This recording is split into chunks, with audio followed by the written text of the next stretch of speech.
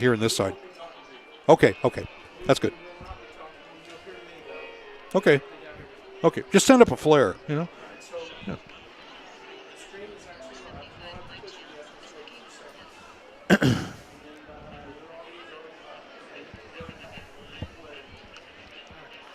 This broadcast is under the direction and is copywritten by a partnership between Champion Sports Radio and Tradio. Any rebroadcast, retransmission, or use of the stream, and any and all other use of the accounts of this broadcast without the direct written consent and permission of both Champion Sports Radio and Tradio is strictly prohibited. All rights are reserved by Champion Sports Radio and Tradio. This is Grapevine Mustangs Football, presented by Champion Sports Radio and Tradio.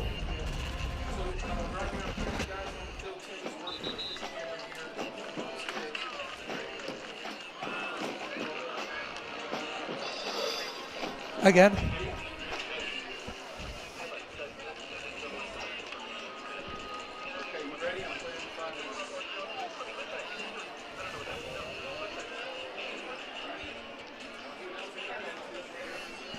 All right.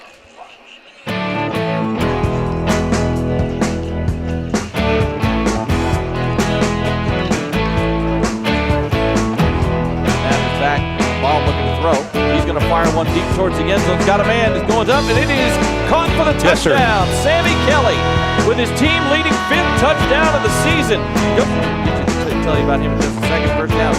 Handoff up the middle, and Grapevine stands it up right at the line as Latham Way fills the hole like a professional and just right. Snap back the bomb. He's looking at the throw again. He's going to go deep. He has a man. The pass is caught. It's going to be down at the 1-yard line. That pass is caught by number 22, Brady Wagner. The tight end ran a little wheel route after a motion to the right. Two-back set. It's going to be a handoff to Polk, and he will walk it into the corral, hardly touched, for the touchdown. And the Mustangs, 2 possessions, 2 scores, and they're up wide set to the right and the left. Handoff to Holmes up the middle, and he's going to walk it into the corral. Just takes Grapevine one play. Shotgun snap back. Johnson stepping back. Fires it. The ball is deflected and intercepted. Wow. Going up to make that pick is number 99 for Grapevine. It's Devin Thomas. Left the bomb here. Rondo Carradine comes in motion. Snap back. Handoff to Parker. Inside the 5, and he will walk it into the corral for his 2nd touchdown of the pistol formation.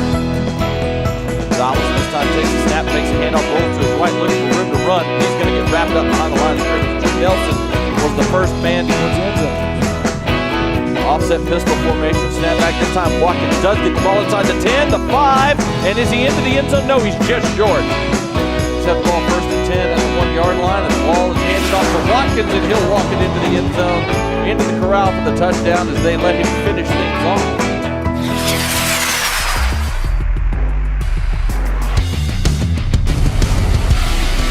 He's going to be stopped short, and it's into the end zone for the touchdown.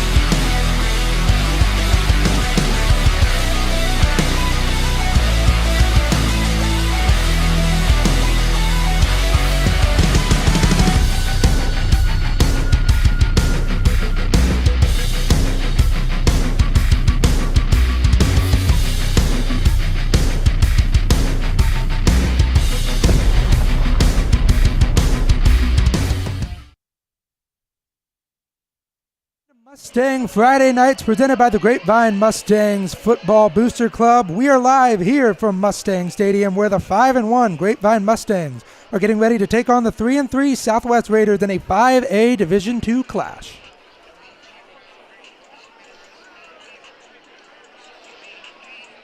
And hi, everybody, and welcome to Mustang Stadium. I'm Mike Young. He's Alec Rath. We're produced tonight by Tim Polster, and it's a great night for football. Fabulous temperature of 85 degrees outside, maybe a wind out of the south of about 8, and that is really about it. It's a perfect night for football, and we're glad that you're with us right now. And you've got all kinds of stats and stories, too. I certainly do. A really good week for Grapevine last week. They're the number 5 team, according to Dave Campbell's Texas High School Football. They had a 70-0 win over Fort Worth. Oh, real squeaker, huh? Yes, yeah. And it was all Reed Watkins, 8 carries, 100 yards, 3 touchdowns just in the first half. A very good running game from them. Good defense, obviously did not give up a point. There wasn't a ton through the air. Evan Baum, 5 for 5, 111 passing yards and 2 touchdowns. And let's go ahead and take a look at Southwest. They had a 42-0 loss to Colleyville Heritage. Quarterback Josiah Jackson, 11 for 24, 137 yards, no touchdowns. They just couldn't get things going offensively in that game. But really, Grapevine tonight, they've just got to keep that momentum going. They're 5-1 this year. Southwest is 3-3, so just keep things going. You know, when you're really successful like that, you have to wonder just for a moment, is it good just to only play a half when you get further down in the year? Yeah, I mean, you really have to start just putting your foot on the gas throughout the entire game, especially once you get into district play, because things are going to continue to get tougher and tougher against some of these very talented teams that they're going to play throughout the rest of the year. Well, one thing's for sure, it's Friday Night Football, and it's Mustang Friday Night Football. So we're glad to have you here. We hope we can keep you company. Oh, I'm sure you'll stick around for this, huh? This is Champion Sports Radio Network. Ladies and gentlemen, good evening and welcome to Mustang. Hey, Mustang fans, have you been meaning to get to the dentist and it just keeps getting pushed back to the list for tomorrow? Well, today, let me introduce you to Dr. Chip Mercer in Fielder Park Dental, where they're creating and restoring beautiful smiles. They're a full-service dental office that provides everything from your basic dental cleanings to more advanced care like implants and Invisalign orthodontics. Online at fielderparkdental.com or call 817-275-4817 for an appointment. Conveniently located in North Arlington, Dr. Mercer's a proud Mustang dad. fielderparkdental.com or call 817-275-4817.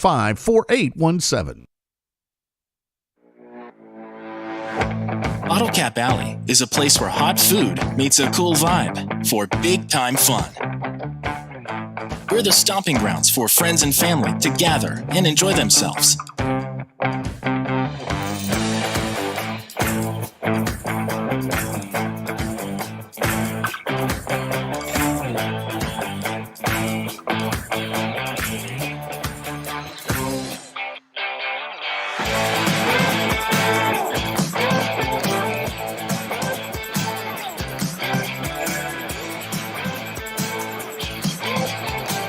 Here, everybody is somebody.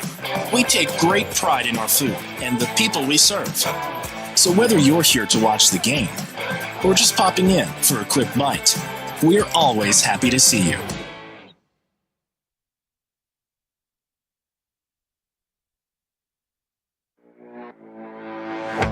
Bottle Cap Alley is a place where hot food meets a cool vibe for big-time fun. We're the stomping grounds for friends and family to gather and enjoy themselves.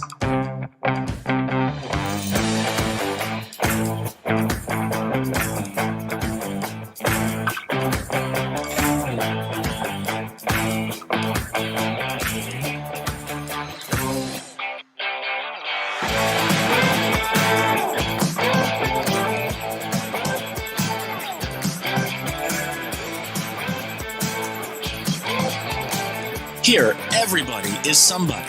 We take great pride in our food and the people we serve. So whether you're here to watch the game or just popping in for a quick bite, we're always happy to see you. Do you feel your home is too humid and slightly musty? Do you have that room or side of the house you don't use because it's too hot or too cold? Do you have family members struggling with health issues or allergies? Then contact Energy Attic and transform your living spaces by transforming your attic. Energy Attic uses a 3-part energy reduction system to make your home or office as comfortable and energy efficient as possible, saving you money, reducing your carbon footprint, and improving indoor air quality. Who doesn't want to save money, breathe cleaner air, and sleep better? Energy Attic helps improve your home climate control, reduces those cold and hot pockets, makes it more comfortable throughout, and saves you up to 40% on your energy bill. It's fast and easy to schedule your free Energy Attic audit. Simply visit energyattic.com and fill out the form. Virtual appointments are available as well. Now is the time to get your project started. So let Energy Attic show you how much you can love the comfort of your home. energyattic.com. Attic solutions to transform your life. Welcome back into the ER of Texas pregame show. Our very own Jacob Dedamore is not here tonight. He's over at Gerald J. Ford Stadium for the SMU Mustangs. But hey, he's doing something good for the Mustangs tonight. Earlier this week, he had a chance to sit down with Coach Mike Alexander. Here's that interview. This meeting is being recorded.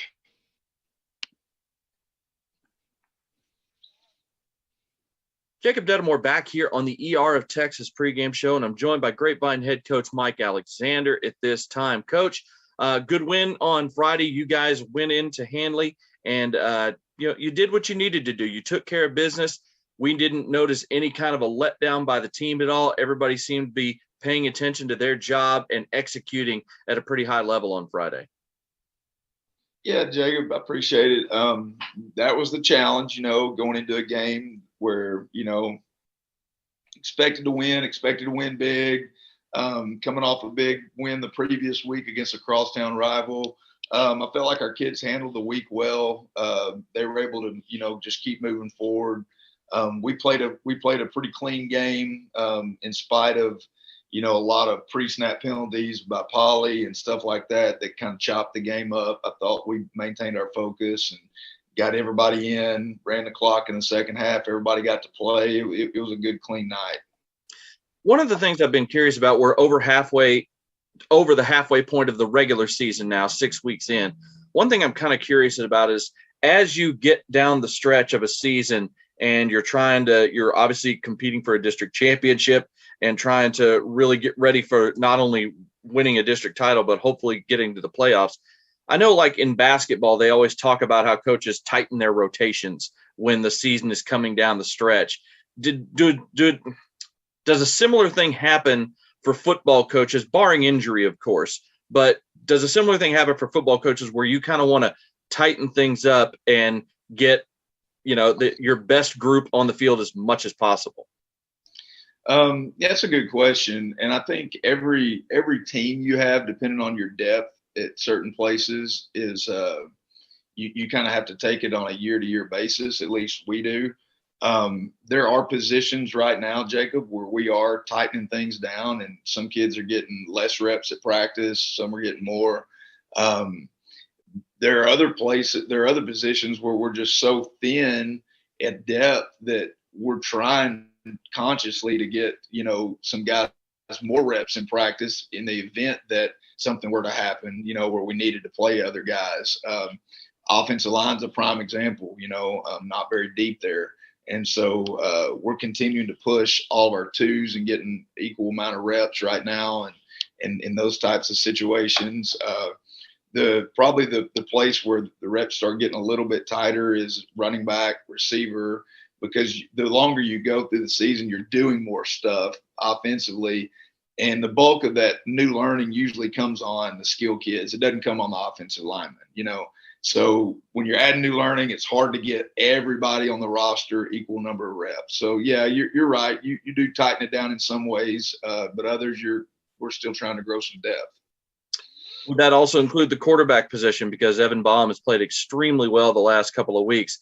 Has he really kind of earned at this point, not the job, so to speak, but earned more reps? Yeah, I mean, Evan Baum's our starting quarterback, and everybody in our building knows that. But in the offense that we do run in practice, it's very important that Harrison continues to develop and get reps because we're going to run our quarterback at times. And when we do, there's always that chance that your quarterback takes a shot and has to be out, possibly for a series or two, or, heaven forbid, even a week. But so we can't just forget about getting Harrison ready. We're going to continue. We have continued to get him reps in practice. And he's always ready to go. But like I said, Evan right now, he's our starting quarterback. And as long as the game's in question and we got our best people, he's going to be out there. Coming up tonight, you've got a Southwest Raiders football team that coming in at 3-3 have had some close losses, had some losses that maybe were closer than they appeared to be if you just looked at a box score. What do you see when you see from that Southwest crew that's coming into Mustang Panther? See a very talented football team. I see a team that's playing with a new coaching staff. And so typically anytime you get a new coaching staff in, teams are gonna get better throughout the year. Everybody usually says that a coach's second year in a program, you're going to see exponential growth.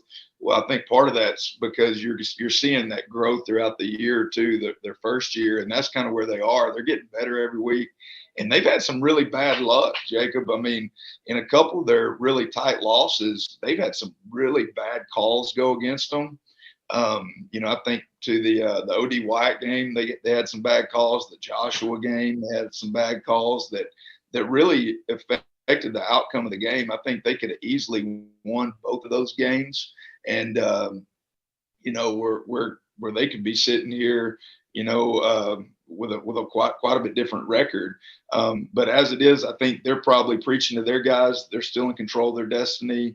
They're looking for a playoff spot, and they'd like nothing more than to knock off the Grapevine Mustangs at home, Exactly. I mean, it's going to be a tough one, and it should be a fun one. Coach, we always appreciate you taking the time out, doing these interviews, and good luck in the game tonight. Thanks, Jacob. That's Grapevine head coach Mike Alexander. We'll be back with more of the ER of Texas pregame show. You're watching Grapevine Mustangs football, presented by the Grapevine Mustang Football Booster Club on Champion Sports Radio and Tradio.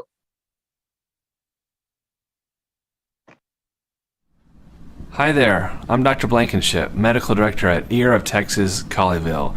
When you have an emergency, the last thing you want to do is wait. So come see us. We have short and almost never have wait times at all. We have great staff, friendly physicians and nurses and techs, and they will take care of you and be thorough and give you the attention that you deserve and get you back on your feet.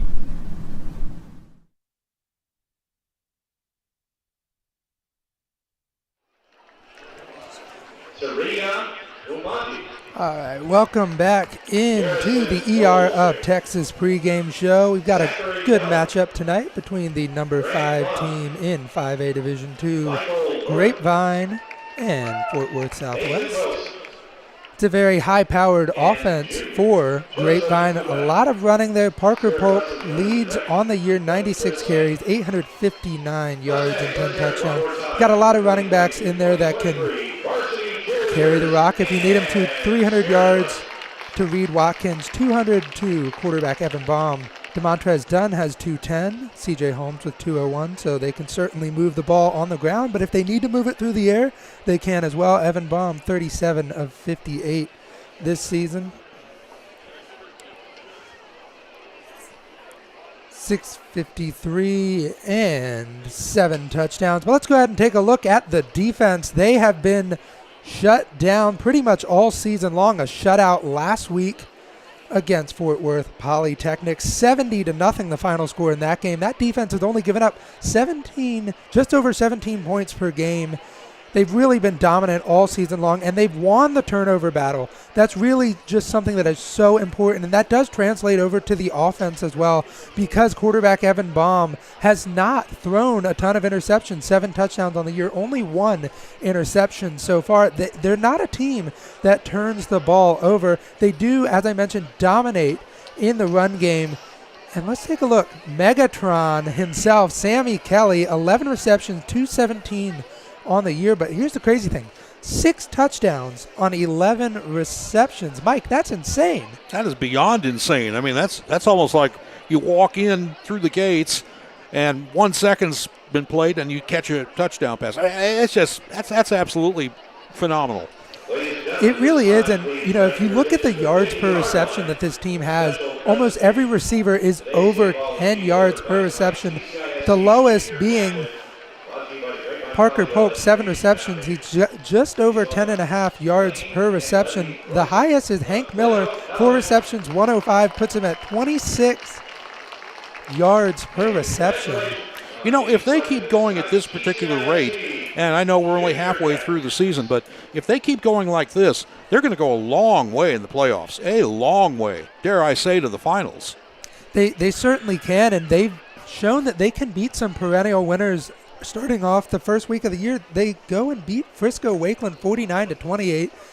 Then we move along. They lost. Their only loss of the year is to Argyle, 31-15. Argyle, they are still undefeated. They had a win last night, 24-10 over Frisco Emerson. Grapevine has a very, very good team so far in this early part of the year. Grapevine's had historically a pretty good program overall. When you come to look at it, they're in the shadow, of course, of South Lake Carroll, who seems to blot out the sun.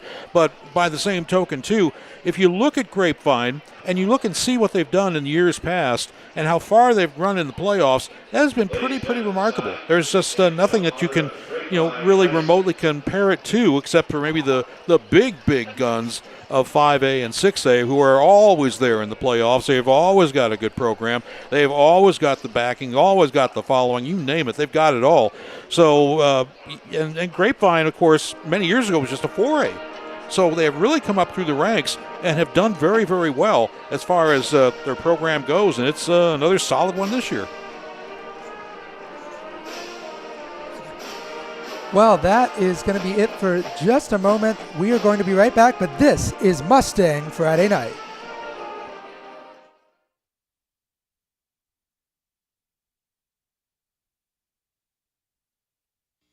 It's sundown in Texas, and the Mustangs are herding up.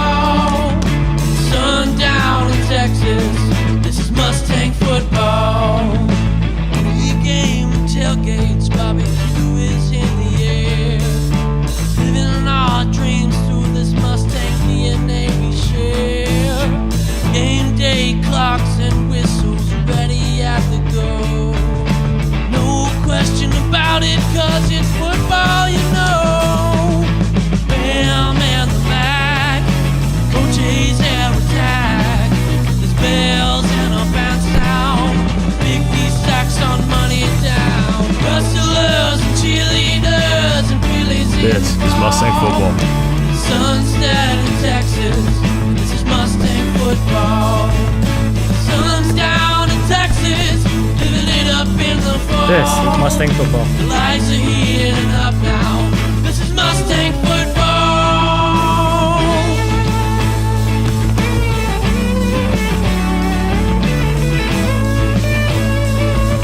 Mustang Nation, let's ride!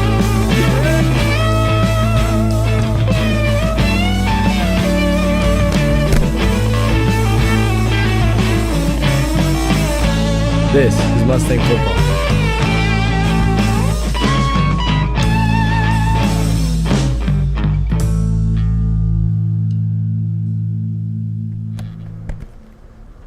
This is Mustang football.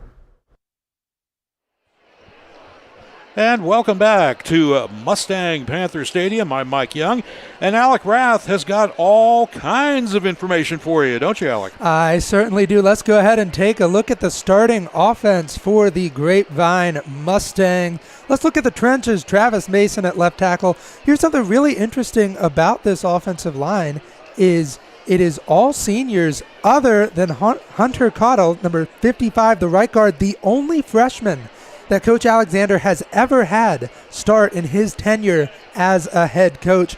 Those are the trenches. Max Livingston at right tackle. And let's go ahead and take a look at our skill positions. Hank Miller, the tight end. Rondale Carradine, wide receiver. Sammy Kelly. Evan Baum, of course, the quarterback. And Caden Cook. And let's go ahead and take a look at our impact player of the game. It's Parker Polk, number 4, the running back. 859 yards on the season, 10 touchdowns, 74 yards through the air, and 1 receiving touchdown. This is a guy that this offense is going to need to rely on. As you can see in this picture, he's got the captain's patch on there, a leader on this team, the senior running back. And look at that mustache. Certainly is a sight to behold. And let's go ahead and look at the defensive front. Dalton Knapp, the defensive end. Tyler Mears, linebacker. Leighton Towery, defensive line. Devin Thomas, defensive line as well. And Latham Y. And let's move to the secondary. Got Ezekiel Brown and Mason Hecht, Hunter Lasher, Drew Nelson, and C.J. Holmes. And the impact player on the defensive side of the ball tonight for the Mustangs is none other than Tristan Sneed. Sneaky Sneed himself. He's a leader on this defense as a senior, an edge rusher, of course, and he's a force in the backfield, and his technique is just something that they just rave about here, and he's just a tremendous force on this defensive line. Causes a lot of mayhem in the opponent's backfield, whether it's after a quarterback on a sack or whether or not he's just clogging up a run. I mean, you don't like to see him in there if you're the other guys. You certainly do not. He's somebody that can scare the quarterback all night long, so definitely keep an eye on number 35 in this game tonight. We're waiting for the Mustangs to come out, and finally they are emerging from the locker room. And we were wondering just maybe they were waiting for a pizza or something. We're not sure, but they are now coming out. Of course, they're ranked number 5 in the rankings, and that is pretty high cotton right there. It certainly is. And look at these beautiful uniforms, the blue with the red stripe there and a white helmet. Such a nice look for them. Oh, yeah, perfect. Well, when you're talking about Grapevine, you are talking those colors. That is certainly true. Really are. And Fort Worth Southwest has been out here. They've been warming up, etc. But they're 3-3, and they're coming off a pretty solid loss. So it's hard to really explain just what's going to happen with them tonight. Either it's going to continue or they're going to turn it around. We don't know. We just don't know. We certainly don't. Last week, Grapevine blanked their opponent, Fort Worth Polytechnic. And last week, Southwest was blanked 42-0 against Colleyville Heritage. So it's definitely going to be an interesting sight to see tonight and how they kind of get things back going on this offense. Well, see, so many teams been blanked by Colleyville Heritage. Yeah. It's not exactly embarrassing to have that happen to you. Yeah, I mean, Colleyville Heritage, a very talented team. The one thing to keep an eye on, Southwest only had 166 yards of offense, 137 of those through the air, and 29 on the ground. So you've got a really solid rushing team in Grapevine against a team that doesn't really run the ball all that much. And what you're seeing right now is something that I haven't seen maybe at all in Texas, but this is great. They go through the stands, then they come down about 8 or 10 rows, and then they exit those rows off onto the field and then come onto the field. I think that's absolutely great. It certainly is. You don't see really anybody do this anymore, and just getting that student involvement and fan involvement and, trying to encourage people to come out to the game and support this very talented team. Oh, yeah, they're giving 5s to everybody who's standing there, especially if they, see some people in there with the Mustang colors on. And, of course, the parents have got to be proud about this. They're out here watching this as well. And just to have this happen, I don't know who thought of it, but whoever did on the Grapevine side should be commended, because this is just an outstanding move by a football club, and I don't care if they're 5-1 or 1-5. That's still outstanding. It certainly is. As we mentioned before, it's 85 degrees outside. The wind is just about nil. It was about 8 miles per hour out of the south, so the kicking game will not be affected whatsoever. And, of course, we also have pretty low humidity. It's about, I think the dew point is about 44. The humidity is about 26%. It was a little bit warm today. Yep. Maybe it might have touched 90 at one time, but the sun has gone down. A little bit of a cloud cover way off to the east and out by Dallas and things like that. So I don't think we're going to hold the heat very long. I don't think so either. It's a beautiful night for football. We're starting to kind of trend into those fall temperatures here in North Texas, and it's the perfect time of year for football. Any night is good for high school football. That is certainly true. Absolutely. I mean, if you have never been to a game before, wherever you may be, and And since we're, hello, those are watching us on YouTube, but if you are really into a football game, and I don't care what state you're in, if you've never seen it, go see it. You're going to love it. I mean, everybody in Texas loves high school football, from the Panhandle on down to the tip by Brownsville, to the east out in Tyler, back over to El Paso, and all points in between. High school football on a Friday night is just an awesome thing to experience. It's what Texas is known for. I am an East Coaster myself, and we don't do football like this up north, and Texas football is just a different animal. It really is, and it's kind of hard to understand why they don't, do it like this, because they certainly have the talent, they have the kids there. They do. But, I've seen pictures back in, like, New York, and you have maybe 50 fans out there or something like that, and I'm going, wow, that's just, that's not enough. Certainly not enough. So I just wonder why they don't get the ball rolling wherever they are. And sure, we know it snows back there and it gets cold. Well, hey, that's what happened, back in 1958 during the Colts and the Giants when they played that game in the NFL. Sure, it gets cold. That's part of the game. Yep. That's it. Whether or not it's raining, snowing, whatever, and the Mustangs now fly through the banner. You can see them going onto the field. The G, H, and S flags down about the 5-yard line. We are about to get underway. As a matter of fact, the coin toss now has just been held, and it was won by Grapevine, and they are deferring to the second half, if I got my signals correct.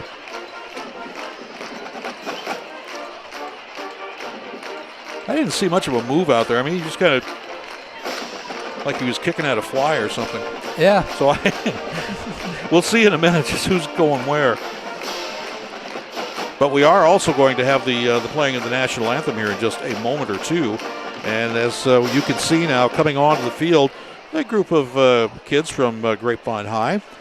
And they are going to set up at the 50-yard line, and they no doubt will lead in the singing of our national anthem.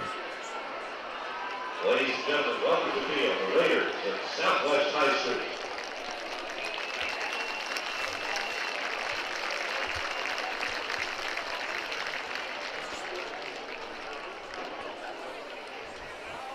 And please, if you would, join in, if you'd like to, of the singing of our national anthem. Please stand for the singing of our national anthem. Performed this evening by the Grapevine High School Jazz Choir under the direction of Pauline Sexton.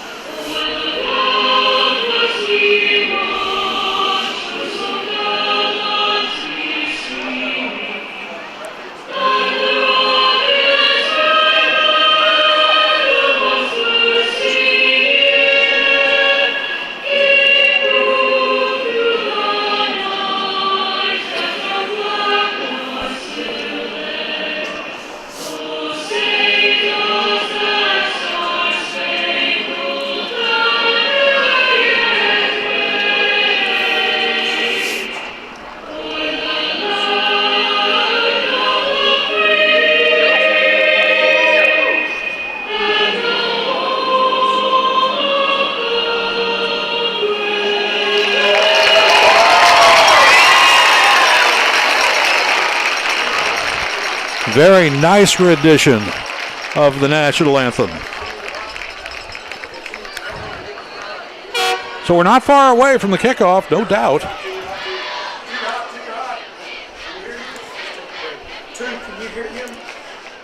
Well, let's quick take a break. This is Mustang Friday Night.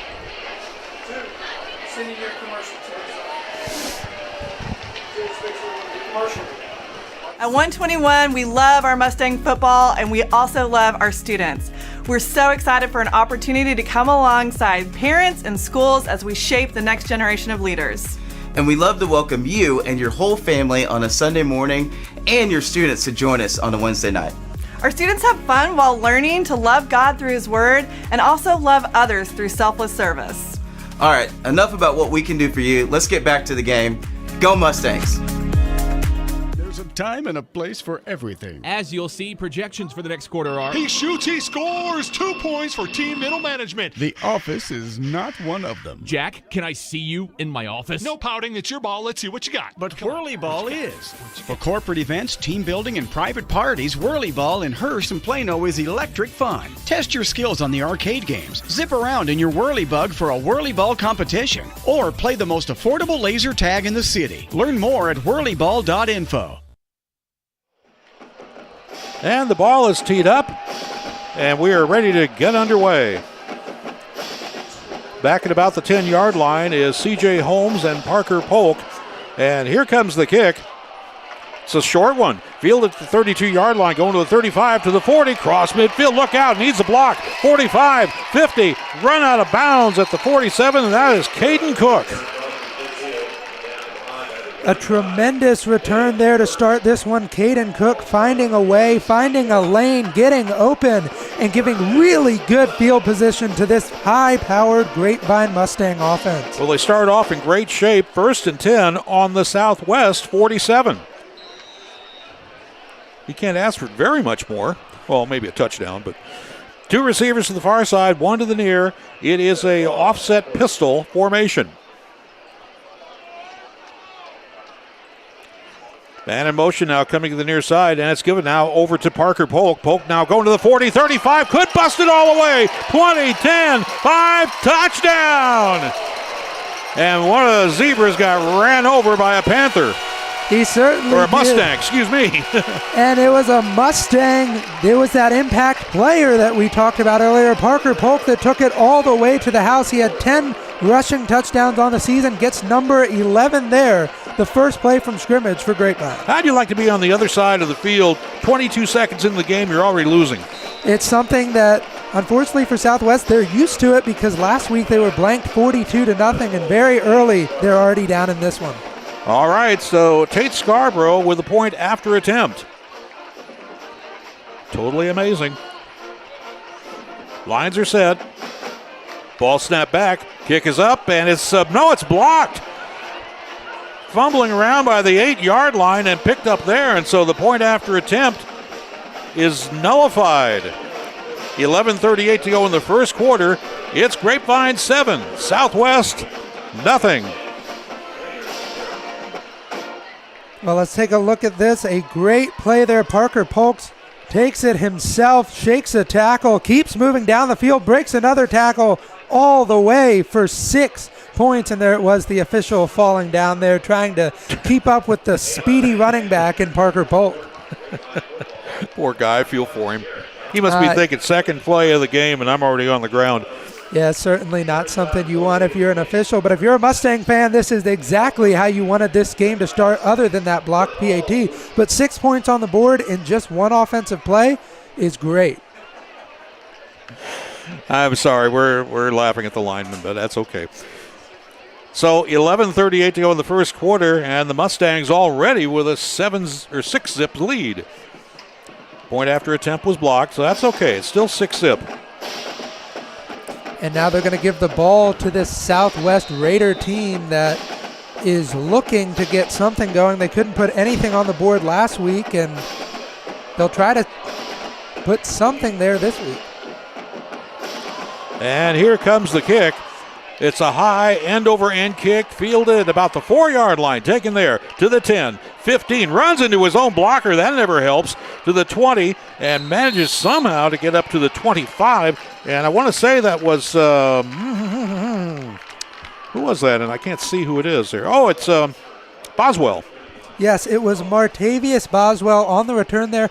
Another good return. We've had 2 pretty decent returns in this one. However, doesn't go nearly as far as the Grapevine one did, and we're going to have that defense go out there on the field now and keep an eye on, we talked about him earlier, number 35, Tristan Sneed, a big defensive leader on this this team, and it's certainly somebody that's going to be giving their quarterback a tough time tonight. The quarterback is Josiah Jackson. He is wearing number 15. He's got two receivers to the far side, one to the near, one back in the backfield, and he gives it to that back to the 25, 27, 20-yard line, 30, up to about the 40. That's a great run out there by Martavius Boswell. It was a missed tackle by number 99, Devin Thomas, who just could not bring him down, and that picks up a big first down for the Raiders.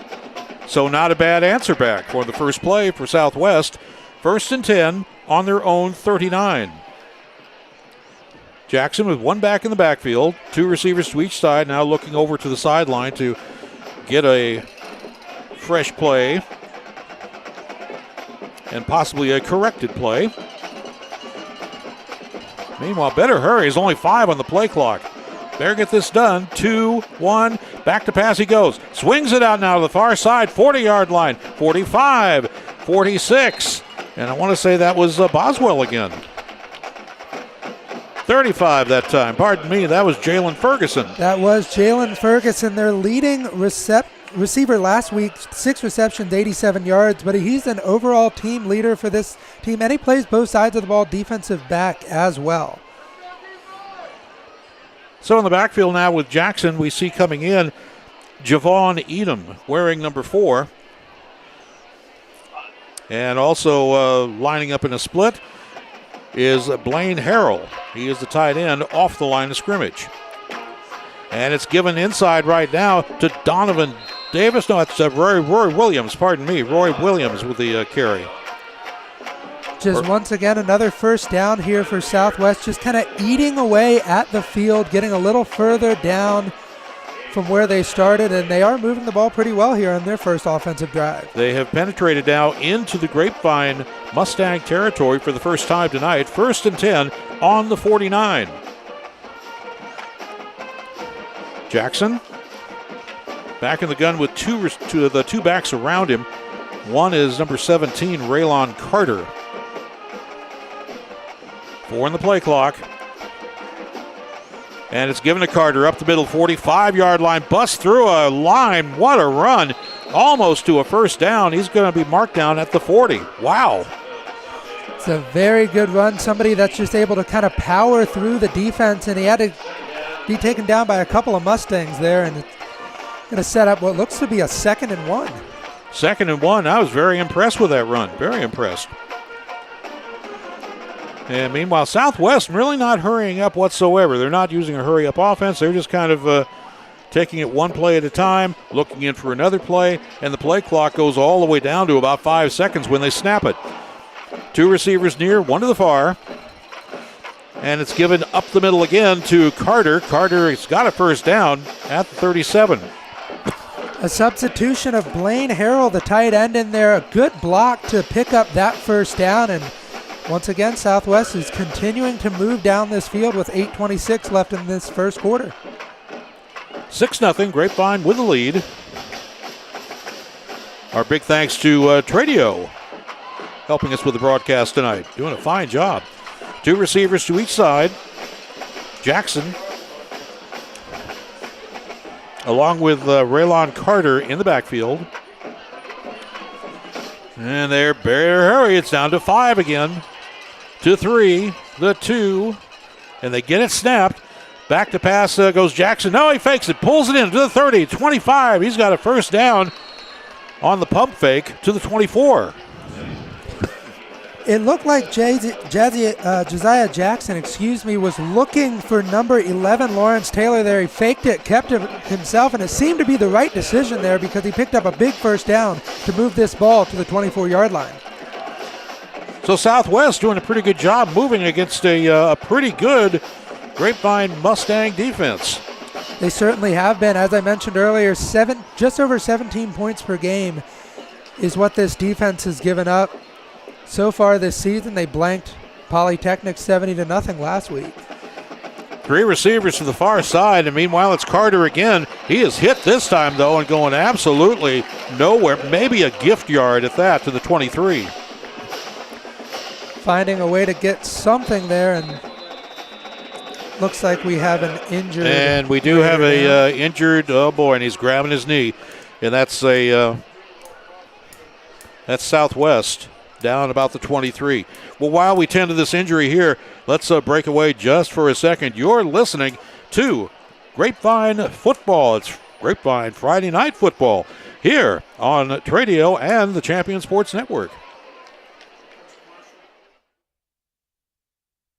Each year across the United States, young lives are lost to sudden cardiac arrest, and our communities are left to pick up the pieces. That's what happened in April of 2009 when Zachary Schraw lost his life to an undiagnosed heart condition after collapsing suddenly during a Plano East Senior High School football practice. After his death, Zach's loved ones knew it was time to take action to protect young hearts across North Texas from this silent killer. Since its establishment in 2009, Living for Zachary has impacted thousands of families by providing heart screenings for ages 12 to 22, donating AEDs to youth-based organizations, and training community members in the use of CPR, all with the goal of saving lives. Sudden cardiac arrest doesn't wait, so we can't either. Schedule your child's heart screening today, apply for an AED for your organization, or make a donation that could change a life forever. Together, we can give our children's hearts a second chance. Join the movement to save young hearts at livingforzachary.org today.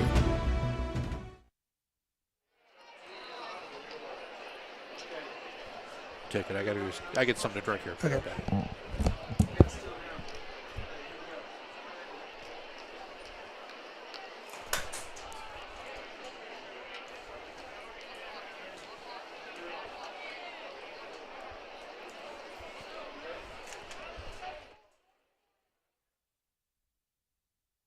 I'm Kevin Hannigan, President of Prosperity Bank. We live by our promise to provide banking services our customers need with the excellent customer service they deserve, today and into the future. That's our Prosperity Bank promise. At 121, we love our Mustang football, and we also love our students.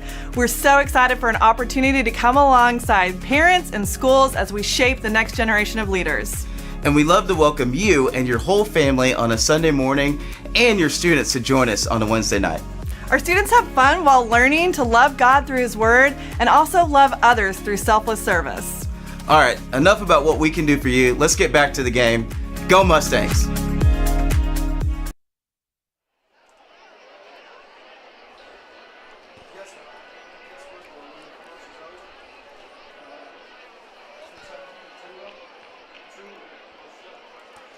Welcome back into Mustang Friday night. This first quarter presented by 121 Community Church. They're still tending to the injured Raider down there on the field. And this doesn't look good. They've already brought the stretcher out, and I saw this poor kid who went down at about the 24. He immediately grabbed at his right knee. And for something like that, that's obviously a very ominous sign. And for him to stay down the field that long is also not good. So we don't have a number on him. We don't know who it could be, but whoever it might be, well, we sure though hope the injury is not as bad as it seems to be. And of course, all the Mustang players, they are taking a look at this as well, because they all know. Could have happened to anybody. Could have happened to any one of them. It's one of the parts of playing this game.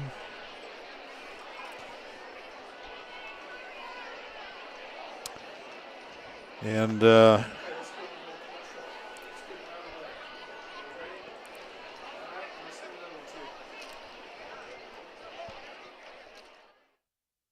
Living in North Texas provides all of us with an amazing quality of life, including an affordable cost of living, outstanding schools, unbelievable cultural opportunities, and the best sports around. But we also have to put up with severe storms. Hi folks, Champion Sports Radio President and Founder Thomas Lee here to tell you when a hail or windstorm come through your neighborhood, do what we did and call Greenleaf Roofing. Greenleaf Roofing is a fully insured, locally owned and operated company built on the values of amazing craftsmanship, affordable options, and innovative solutions. And they are proud that those values still stand as a foundation for their business today. And did I mention Greenleaf Roofing has 24-hour emergency service available? It's nice to know Greenleaf Roofing will be there in a hurry if you need them. After the first experience, I became a customer for life and have used use them on 3 different homes. But don't just take my word for it. Learn about the Greenleaf Roofing difference yourself by calling them at 972-379-9109 or go online to greenleaf-roofing.com to find out how you can get your free quote. Greenleaf Roofing, the #1 choice for all your roofing needs.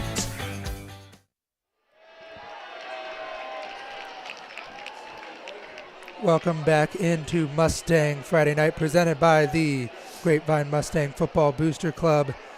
They're still tending to this injury down here on the field. And they brought the immobilizer out there, and that is another ominous sign. And, boy, our best wishes to whoever that kid is down there who suffered that injury. And like I say, I saw him grab his knee. Yeah. And that was red flag number 1. Red flag number 2 is when they brought the stretcher out. Red flag number 3 is when they brought an immobilizer out. Certainly something you never want to see in this anywhere. game. You don't want to see it on either side. Yeah. Either side. No way. That's the best part of high school football is mano a mano. Yep. One on the other. And to have something like this happen is just, it's heartbreaking. It certainly is. The Southwest team watching alongside and in support of their fellow teammate there.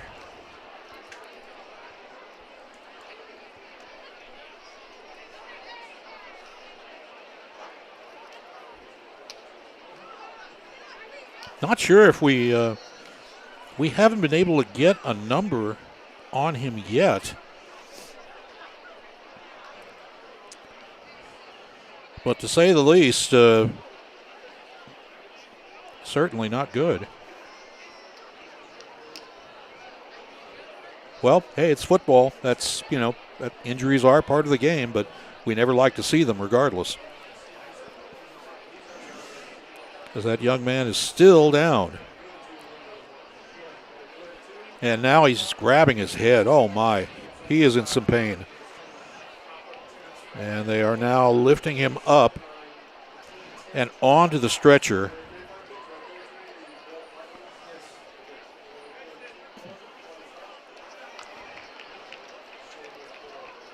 And a lot of concern on both sides of the field for this guy. We bring you the information on who he is. We haven't been able to locate a number, though. So that kind of makes it, a little bit difficult for us to explain just who this has happened to. And if his parents are here at the game, I'm sure his parents are taking a look at this going, oh, no.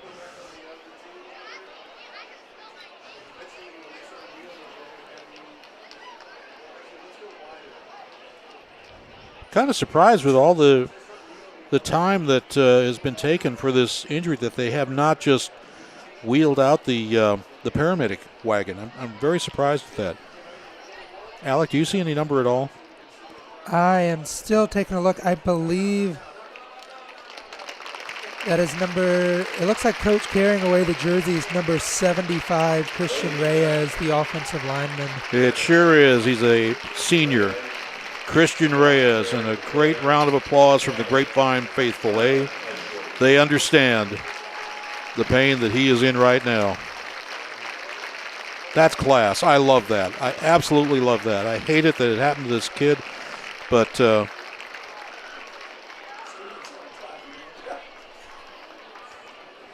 really shows that high school football is really, despite what you see in the media and the fights and brawls and everything, we are one big family. Yeah. We really are. Certainly is. It's going to set things back up for 2nd and 9. This first quarter is brought to you by 121 Community Church. And this Southwest Raiders offense is going to go back out on the field, and looks like there might have been a timeout called there. So they're going to continue to game plan there, and it's something that's very difficult to come back into a game after something like that, especially for the team that it happened to, and Southwest losing one of their key players on that offensive line, a leader in Christian Reyes.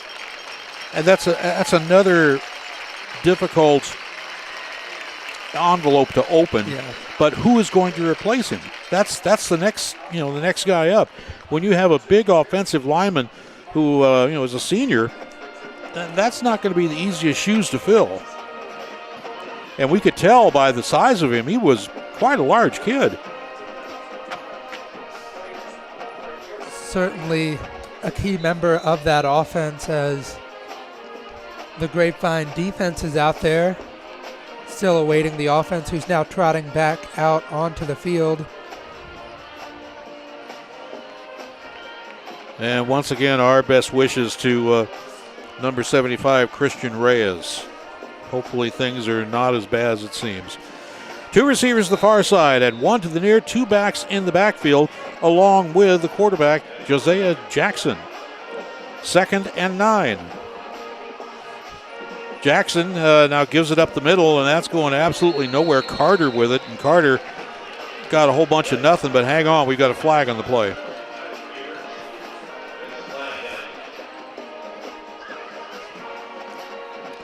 What do we have, Mr. Referee? Looks like it's going to be on the Raiders based on the way that the Mustangs were celebrating, but there was another flag thrown towards the middle of the field there. Well, neither side has moved, and we are waiting to...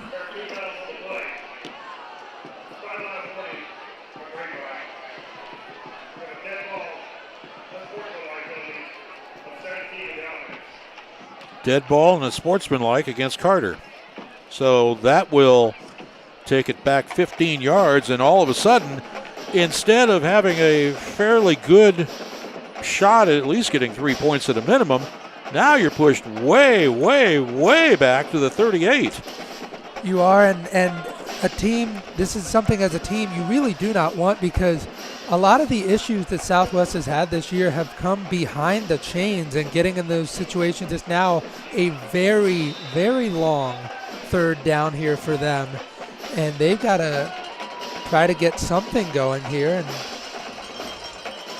And their head coach, if I'm not mistaken, is a former Cowboy. I believe he is, yes. Yes. I believe that is Philip Tanner. Philip Tanner, yeah.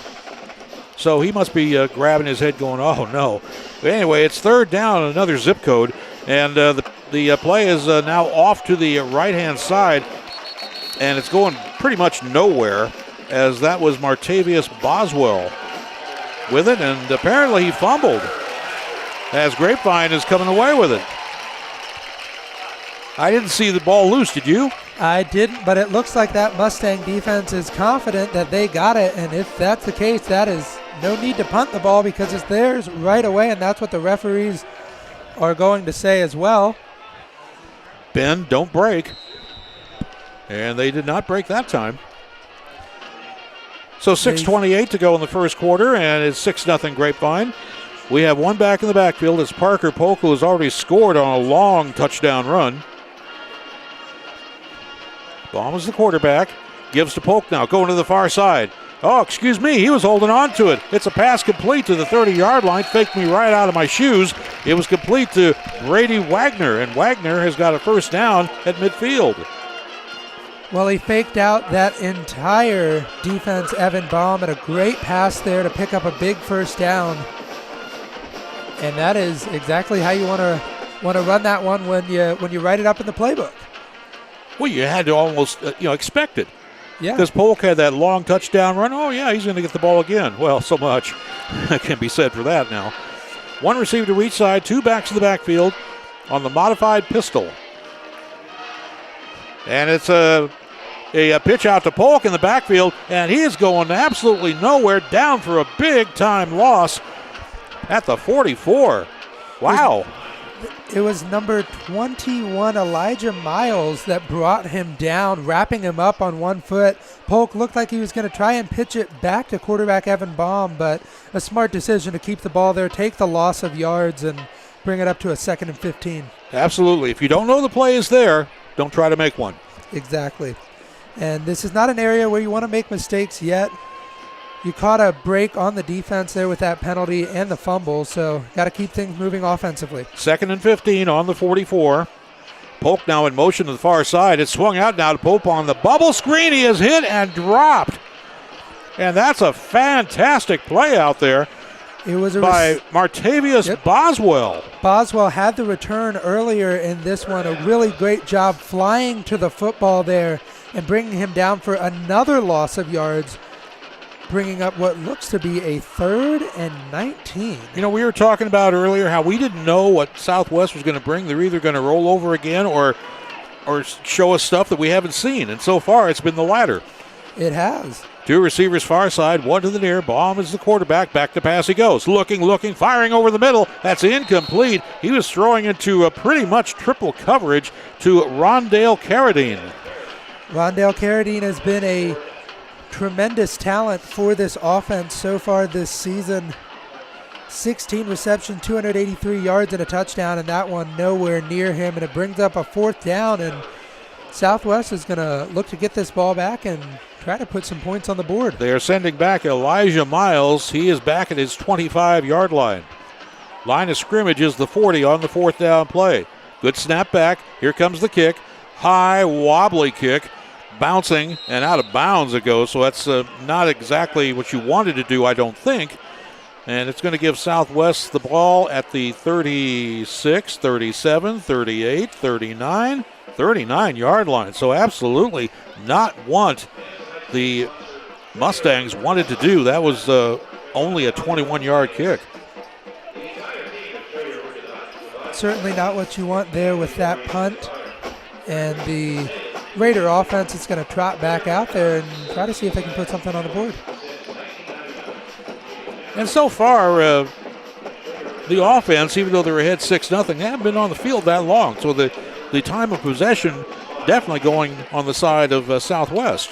Certainly is. They had that one big play from Parker Polk for 6, and it's been nothing much since then. That's really it, which is kind of surprising. And meanwhile, we have now one player coming on very, very late for Southwest. He's just now joining the party. That's Blaine Harrell, the tight end.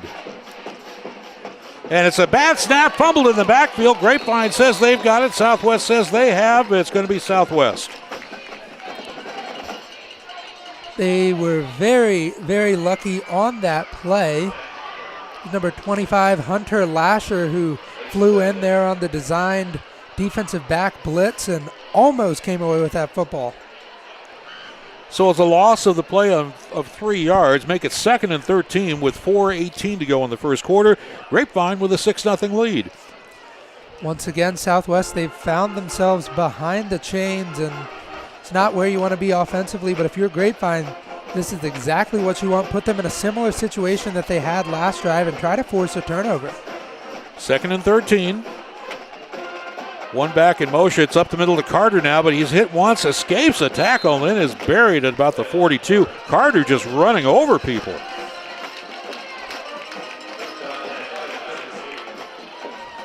Wow. And making the play there was our impact player, number 35, Tristan Sneed. Yeah, that was a major collision just then. It was. Because Carter had it, he had a head of steam, and Sneed had it, and he had a head of steam. It's like 2 trains colliding. So now it's 3rd and 7 on the 42.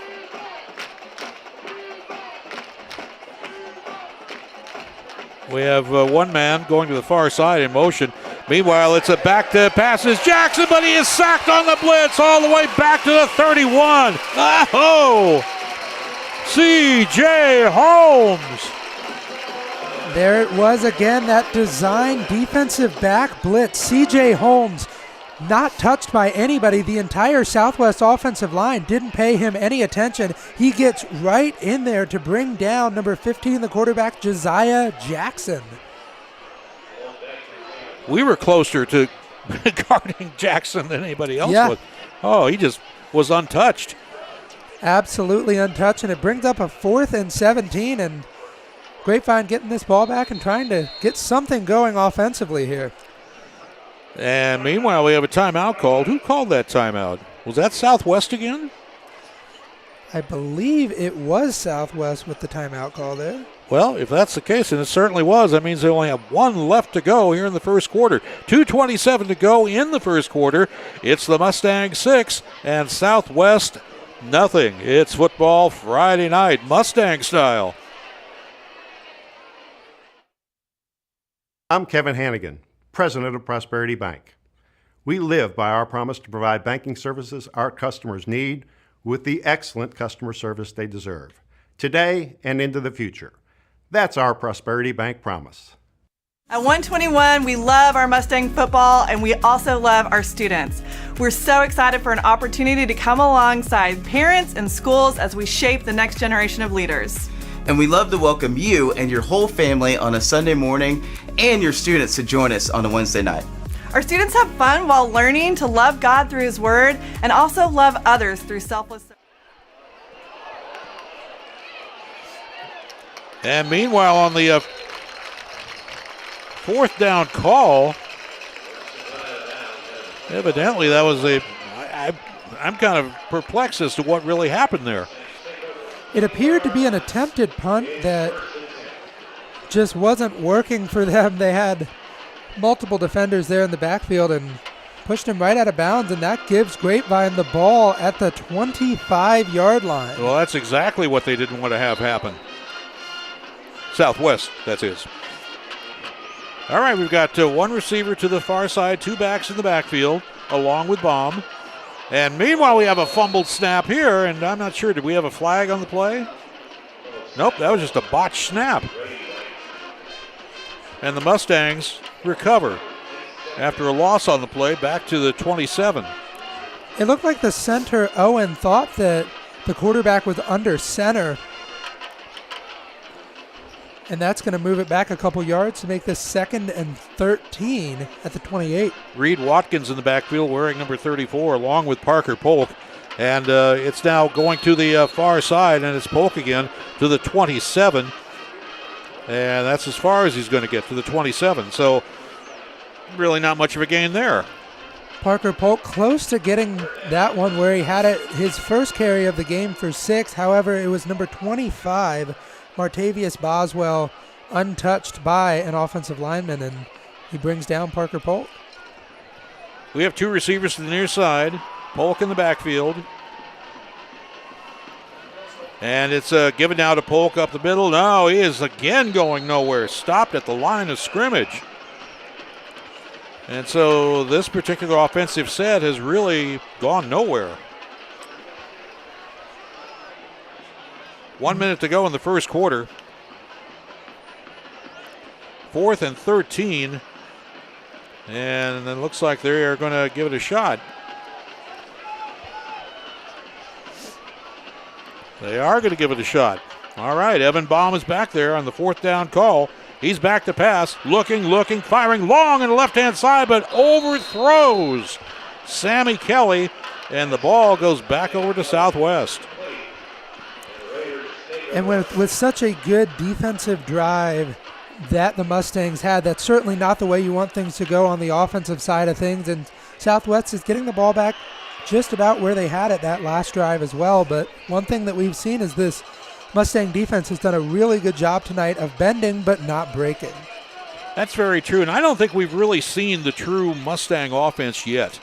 We saw Polk bust one for a long touchdown run, but outside of that, we haven't really seen him explode. And I would expect them to explode at least in the third quarter after they've made some adjustments at halftime. See if I'm right about all that. Certainly have to see. It was a 46-yard touchdown that Polk had the first play from scrimmage after a good return there. Jackson is the quarterback, turns, gives to Carter now to the 30-yard line, busts off of one man, keeps his feet, and a whirling dervish. He is down at the 31. Ran into a group of Mustangs there and doesn't get much on that one. Looked like he picked up about 3 yards. There's Devin Thomas, number 99, the defensive lineman, on the stop there. Such a talented defensive line this team has. And I believe Southwest is going to be content to let the clock run out in the first quarter. And they are going back to the sideline. That is it. At the end of the first quarter, it is the Grapevine Mustang 6 and Southwest nothing. You've got Mustang Friday Night Football here on Tradio and also Champion Sports Network.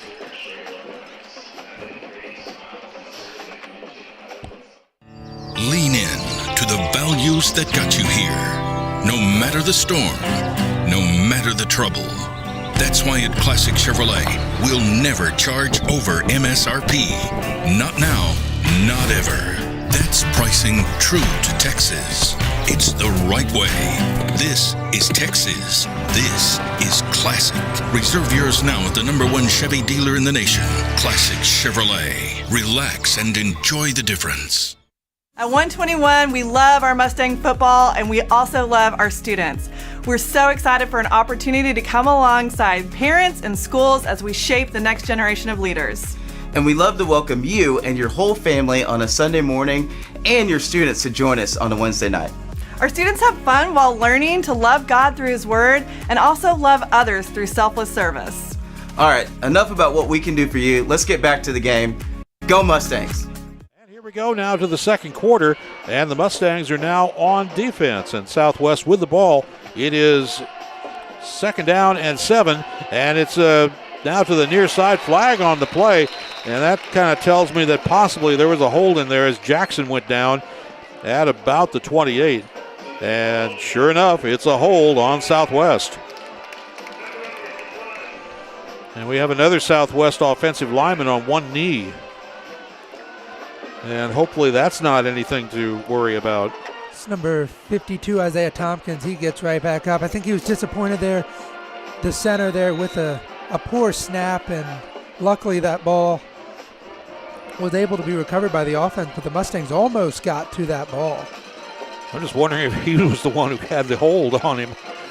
I didn't know if he was called for the hold or not. I'm just wondering about that. So it's 3rd and 10 on the 28. 2 receivers to the far side, 1 to the near. 1 back in the backfield, and that is Martavius Boswell.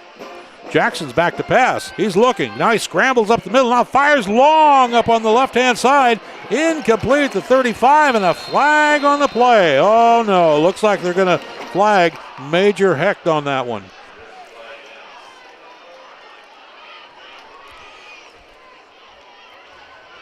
Number 6, Major Hecht, able to get a hand on that one, but it was hard to see if there was a pass interference, and that's what the call is, pass interference. It was hard to see if there was really solid contact made.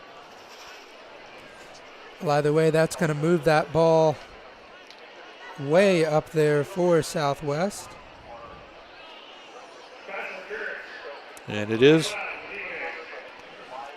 pass interference. So that will be a 1st down.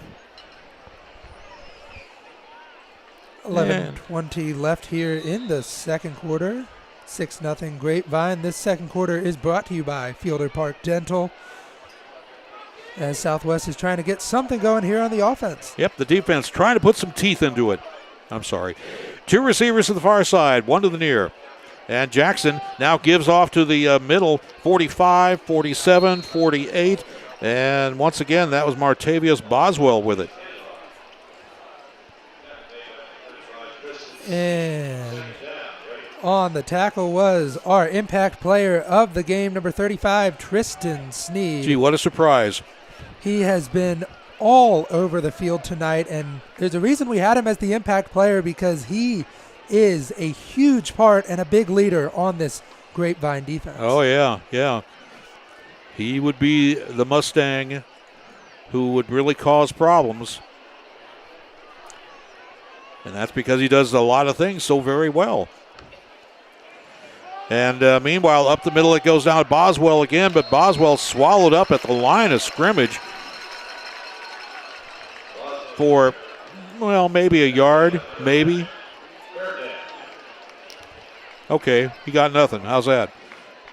Well, he doesn't get anything there. It's 3rd and 6 still, and it was Tyler Mears, the linebacker, getting the tackle there. A great stop. And once again, Southwest has found themselves in a 3rd and long situation here. Hasn't worked the last 2 times. We'll have to see if it'll work for them now. 3rd and 6. They need to get to the Mustang 47 for a 1st down. They are on their 47 right now. And meanwhile, the referees are stepping in. There's play clock has run out, but the referees had stepped in before the snap of the ball. And do we have another timeout? It looks charged like we do. Charged to Fort Worth. So I think one of the most important parts of dentistry is the patient education and the emphasis on preventive care. And I think our office, along with all of our hygienists, do a really great job in the patient care and patient education. We can fix problems all day long, but if the patient doesn't know what's causing those problems, then we're not giving them the tools to fix them. And so that's one of our main goals here at Fielder Park.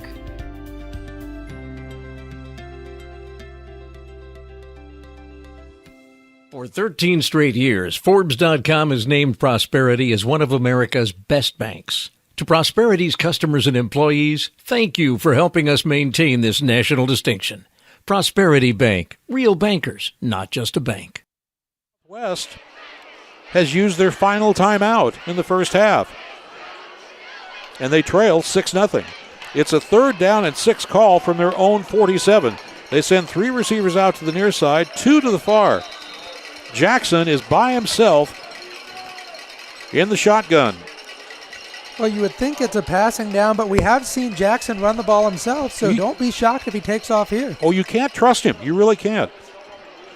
10 on the play clock. They're looking in for another sign from the sidelines. Philip Tanner flashing it in.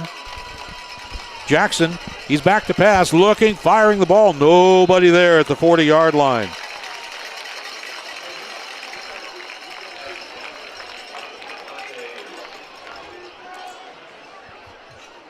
It was a good stop there by the Mustang defense. It was number 19, Leighton Towery, flying to the quarterback there. Great pressure, forces the throw, and incomplete.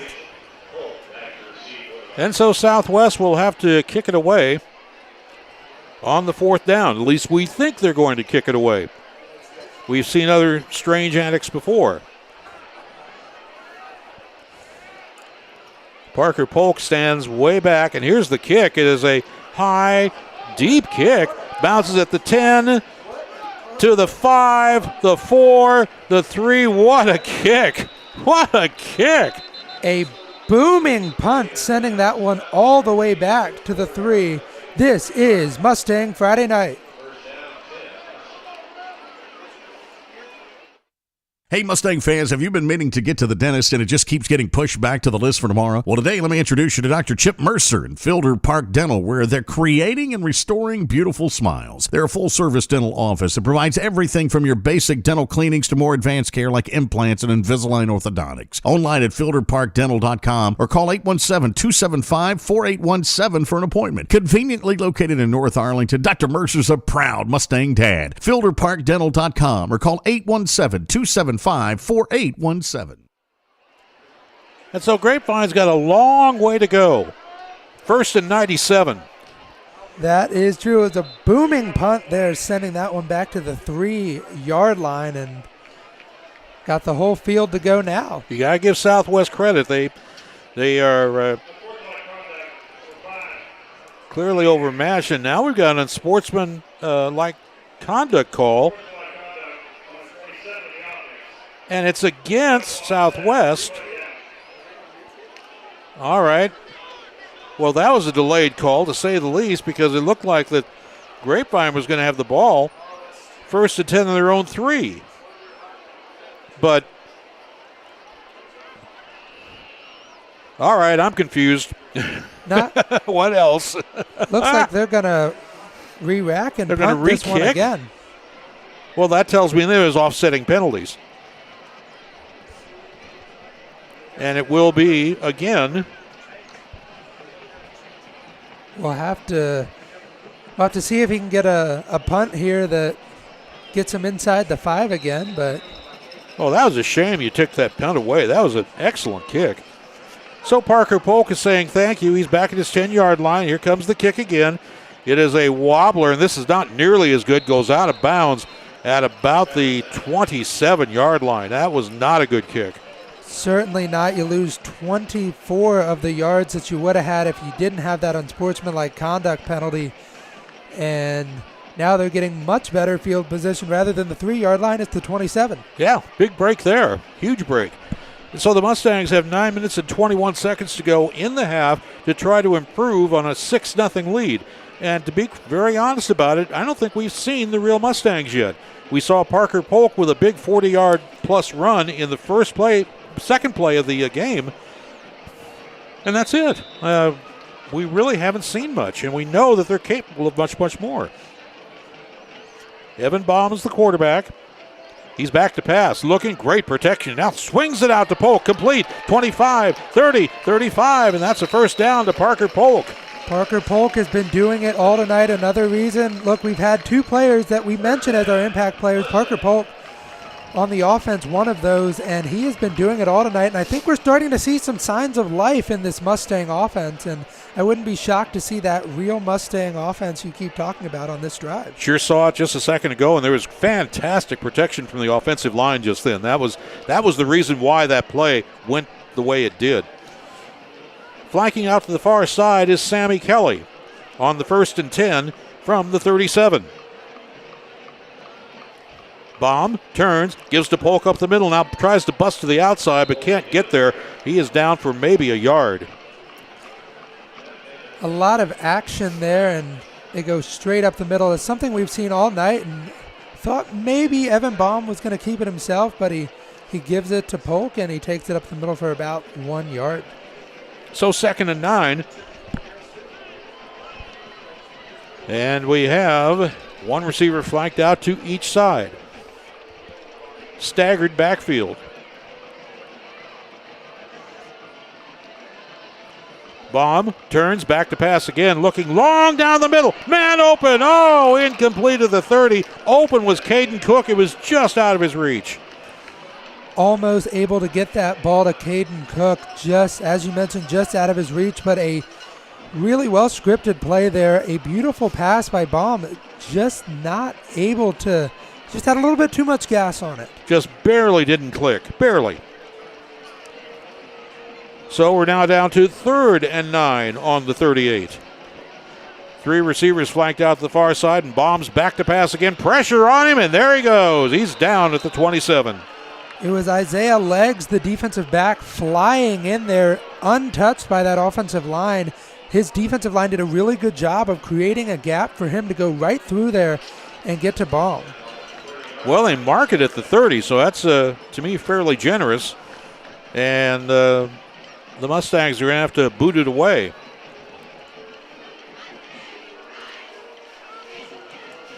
One back at the downfield, I should say, at the 35 on this 4th down call. And here comes the kick. It is a line drive kick. Bounce at the 35 to the 30, 27, 25, and dies right at the 25. Not a bad kick. And now, Southwest we've seen out there quite a few times tonight. Starting this one, they've got a 75-yard drive to try and put together something here. 7:05 left in the first half here. And I will bet you the Mustangs come out blazing in the second half. I just got that hunch.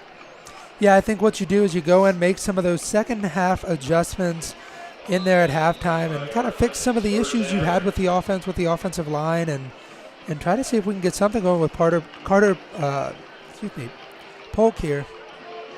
Well, let's give Southwest credit. They are really playing well against a very talented ball club. 2 receivers to the near side, 1 to the far. Jackson is the back in the backfield.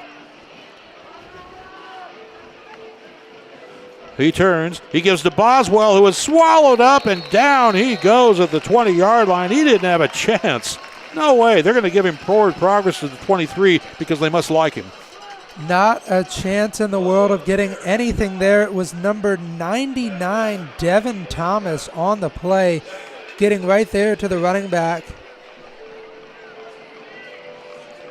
So they mark it at the 23, only a 2-yard loss, even though, look to us, it could have been a lot better than that.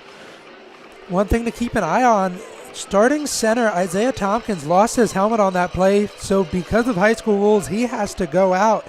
It's number 54, Andrew Pena, who gets in there, the junior, taking over for the senior offensive lineman. Oh, my. Nice point. Jackson now looking in for the sign. from Philip Tanner. He's got it. Only 3 on the play clock, so we better hurry. He's got it. Gives up the middle line to Boswell to the 23-24, and there is half of Grapevine's defense on him at that point. Grapevine's defense has just done such a good job. Dalton Knapp there bringing him down on the tackle. They've done such a good job reading the offense and seeing these runs and just finding a way to fly to the football and bring them down. And it's a big third down here, 3rd and 12. You have to assume it's a passing down. And one thing to keep an eye on, you keep mentioning they go right down to about the 2-3 second mark, and they don't have any timeouts left, so they cannot afford to get a penalty here. They sure can't. On the 3rd and 11, on the 23, making the 24. 2-1, and they snap it again. Jackson back to pass, pump fakes. Now he's going to try to run it, and he is in a world of trouble. Down he goes at the 24. So he didn't really get sacked because he made about 6 inches on the play. He did. He was looking. It was number 11, Lawrence Taylor, who had a moment of being open across the middle there. He did not throw it. It was Leighton Towery, the linebacker, number 19, getting in there and bringing him down. There was a couple of Mustangs there that helped bring down the quarterback, and it brings up another 4th down. Now let's make a clarification here. This has no relation to the Lawrence Taylor you're thinking of. Correct. The NFL. No, nothing like that. So here it is, and here comes the kick. It is a high, kind of a wobbly line drive, but it's a great southwest bounce to the 30, 26, 25, 24. Boy, they got a lot out of that one. Down to the 24. Another really good punt there, and it's going to give some tough fielding position to the Mustangs. This is Mustang Friday Night, presented by the Grapevine Mustang Football Booster Club. Hey, Mustang fans, have you been meaning to get to the dentist and it just keeps getting pushed back to the list for tomorrow? Well, today, let me introduce you to Dr. Chip Mercer in Fielder Park Dental, where they're creating and restoring beautiful smiles. They're a full-service dental office that provides everything from your basic dental cleanings to more advanced care like implants and Invisalign.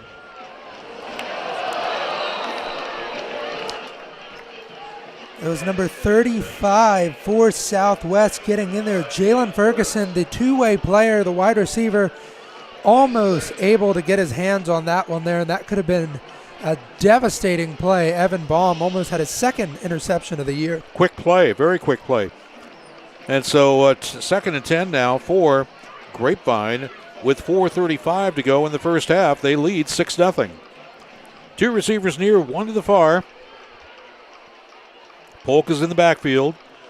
Man in motion. It's given to Polk, though, coming up the middle. Now busted to the right side. Needs a block. 25, 30, turns the corner. 35. Polk out of bounds with a first down at the 41. Polk showing why he is this starting running back tonight, shaking off a tackle. It was R.J. Francis who almost had him down in the backfield. He shakes off and scampers away for a big first down. Well, that was a great run, especially, too, when he turned the corner like that. He had the Jets on.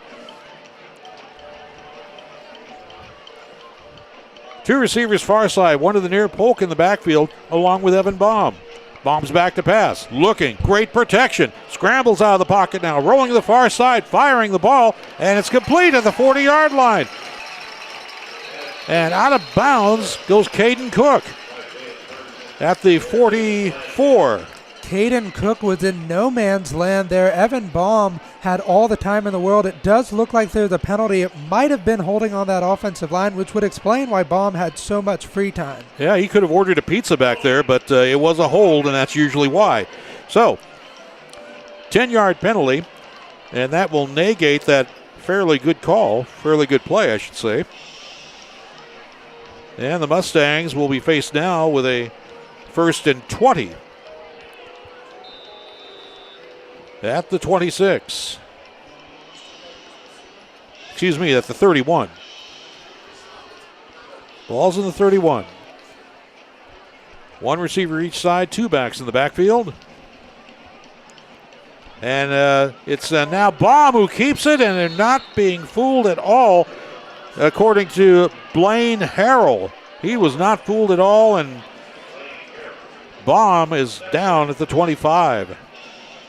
It's a big play for the Southwest defense. Harrell does a good job of keeping his eyes on the quarterback, finding the ball, realizing the quarterback still had it, getting to him and bringing him down, making the 2nd and 26 for the Mustangs. They're almost out to the road. 2 receivers near side, 1 to the far, 2 backs in the backfield. On the 2nd and very long, and now we have a flag on the play, and that tells me it's a false start. Looked like it was a jump by the tackle. Travis Mason might be called on Parker Polk there. Little movement before the snap. And it was a false start, and so the Mustangs are going in the wrong direction. They are, and it's going to bring up now a very long 2nd and 31. 2nd down in the nearest zip code with 3:30 to go in the half. Baum back to pass, looking, firing long on the right-hand side. Man open out there, but Polk could not get to it. He was coming out of the backfield. He was open, but the ball just a little long.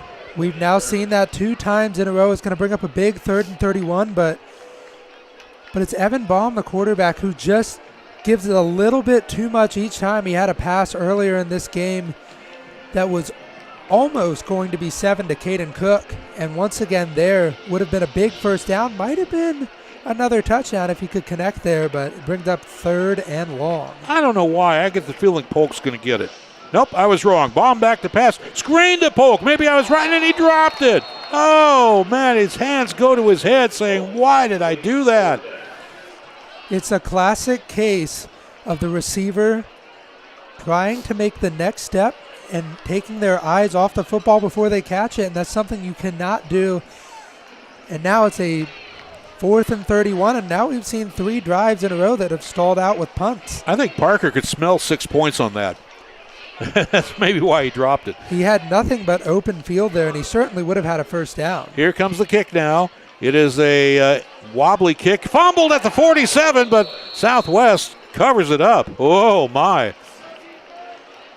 Boswell was out there, but he played a little jiggle with it and almost paid the price. That was a close one. Boswell muffing that punt, and had a couple of Mustangs there that were ready to get a hand on that football. And either way, Southwest is going to start this one at, I believe, the 47-yard line. They're 47, looking to move into Mustang territory. 1st and 10, 3:12 to go in the half. Grapevine with a 6-0 lead. Now, you might be saying to yourself, 6-0, well, what a boring game. It really hasn't been. Hasn't been that bad at all.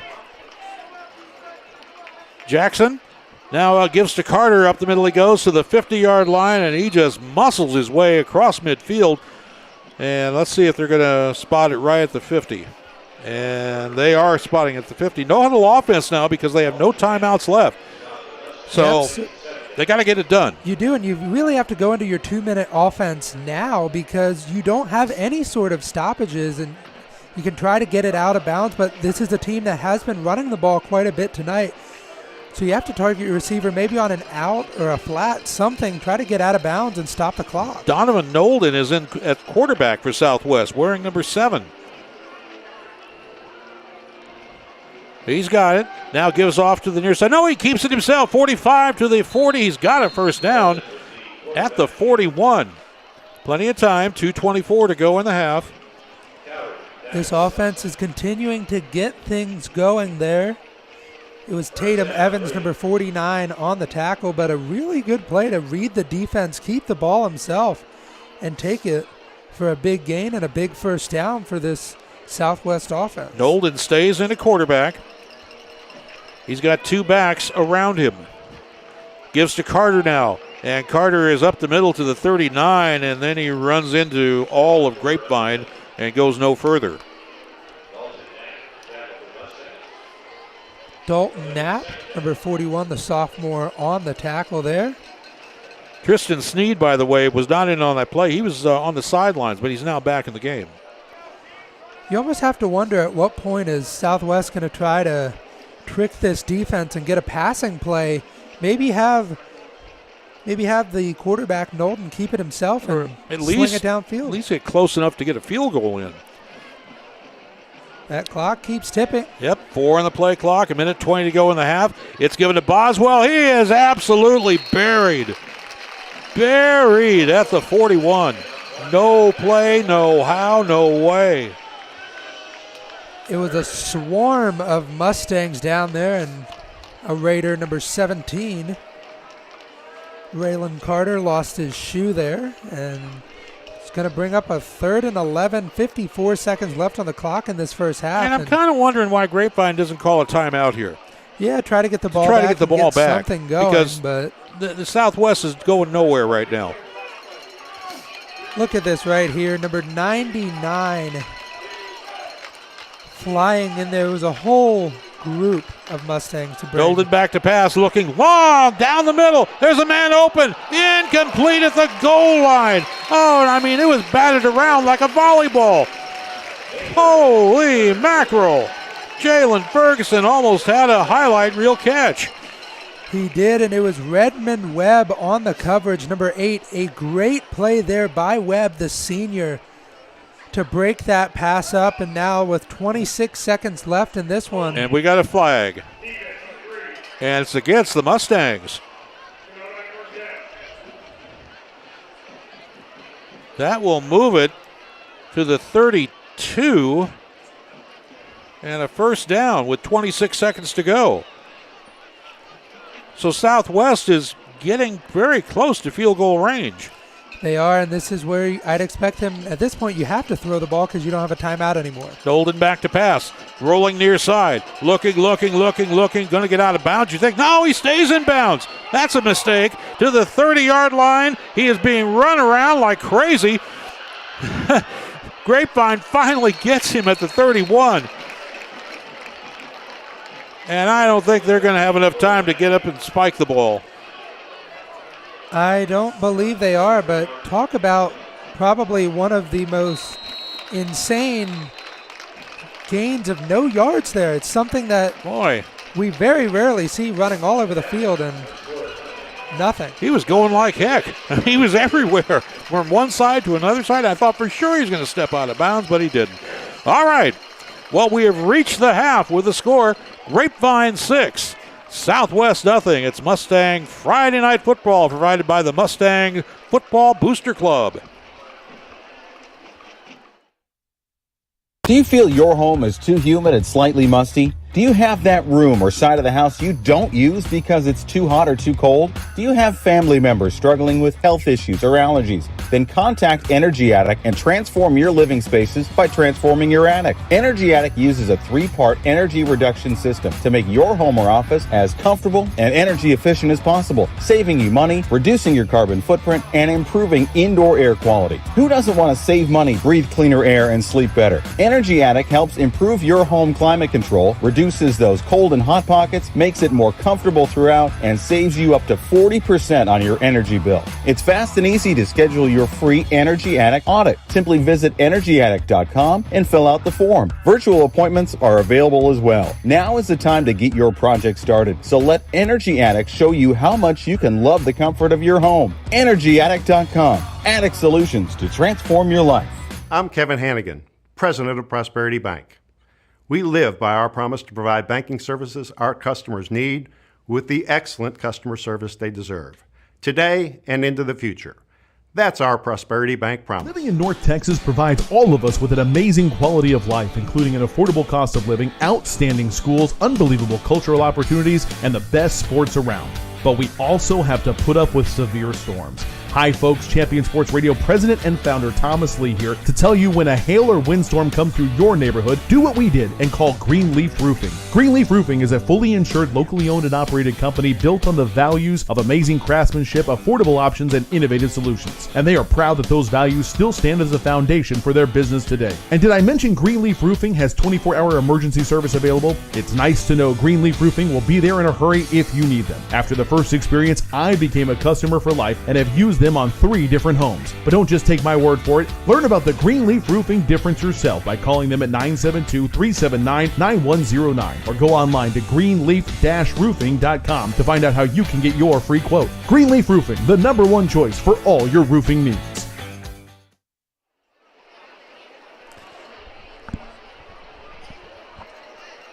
Welcome back into the Prosperity Bank halftime show. We have an interview from this past week, Travis Mason and C. Owen.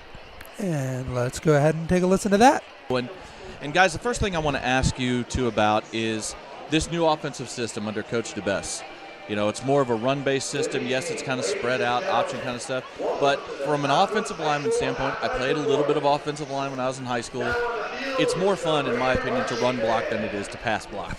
So how has it been for you guys, and is it more fun for you? And, Son, let me start with you. Yeah, absolutely. I think I've always enjoyed run blocking a little bit more than pass blocking. It gives me an opportunity to just impose my will on the D linemen and really drive them and hopefully drive them into the ground. So I've been loving this new offense where I can really show some dominance and put some guys on the ground.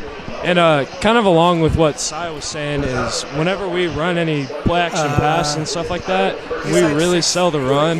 It's really satisfying to see the defensive line take steps back and then just get completely sold out that we're going to just throw it over their heads. And also, it's a lot more satisfying to see our running backs and receivers make plays in the system because we know how hard they work and how hard they're coached every single week. So really just feel great that they get to make plays like that. What has it been like with Coach DeBesse now? It's kind of running the show offensively. You know, he coaches not just the tight ends really hard, but really everyone on the offense. He holds everyone, including the coaches, very accountable. And I feel like it's really made us better overall as a team. And he really has helped us out this year and made us better. Yeah, I've definitely been coached pretty hard by Coach DeBesse this year. Whenever I make a mistake in practice, you'll hear him yelling at me and you'll know what he's saying. But I think it's definitely good. He's holding me accountable. He's making me want to be a better player. So I really like what he's doing. Now I want to take you guys back a week. Obviously, the big win over Heritage. And it was you guys, at least as varsity players, it was your first win in the Battle for the Red Rail. How satisfying was that? And not only how satisfying was the victory just as a team, but the way you were able to do it, as you were talking about, Cy, being able to kind of impose your will on that Heritage squad. Yeah, this was probably the most fun I've ever had in a game. It was really exciting just getting to just kind of stomp on them. We left a couple out there. We could have beat them by even more. But I think, you know, the whole team was just excited to go out there. Our running backs played great. Our quarterbacks played one of the best games they've ever played. And so I think it was a really big win for us, especially coming off of last year, losing that big. We were ready to come out there and really take them.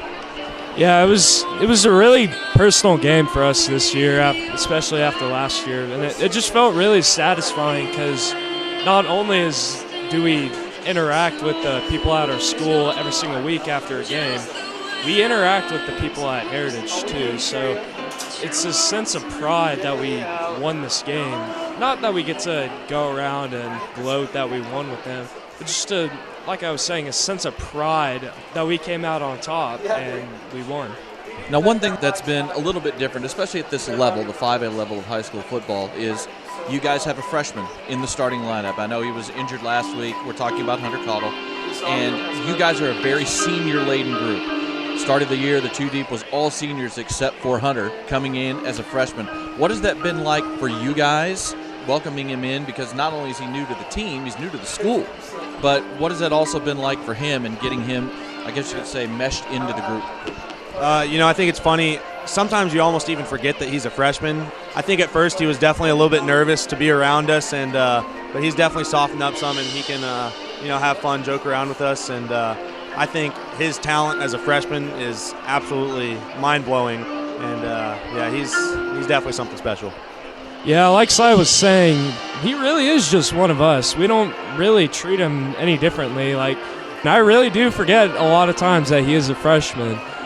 And he's incredible for his age. Not just his football IQ, but just his skill level and maturity is different compared to a lot of other freshmen. So I'm really grateful that he's up with us. How many jokes have you cracked on him about his inability to drive himself where he needs to go? The funny thing is we don't really crack jokes about that. It's the fact that he doesn't have a phone.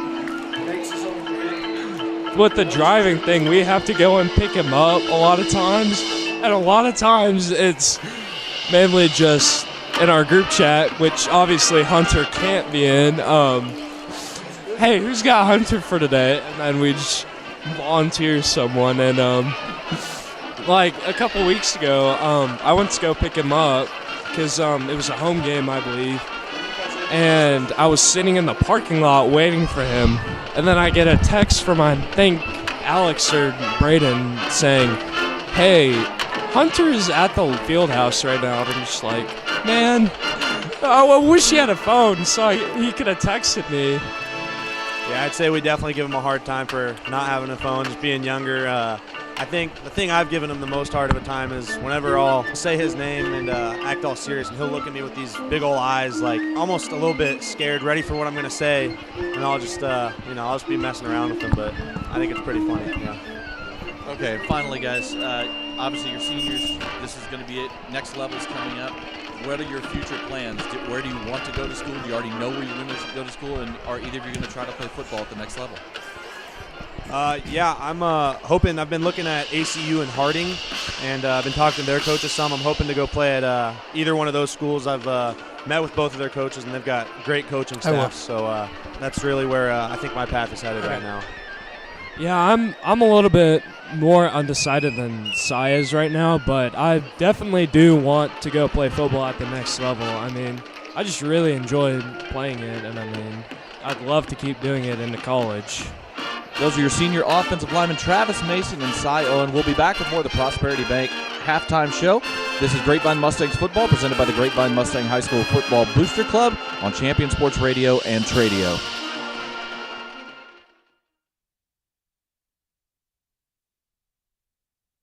I'm Kevin Hannigan, president of Prosperity Bank.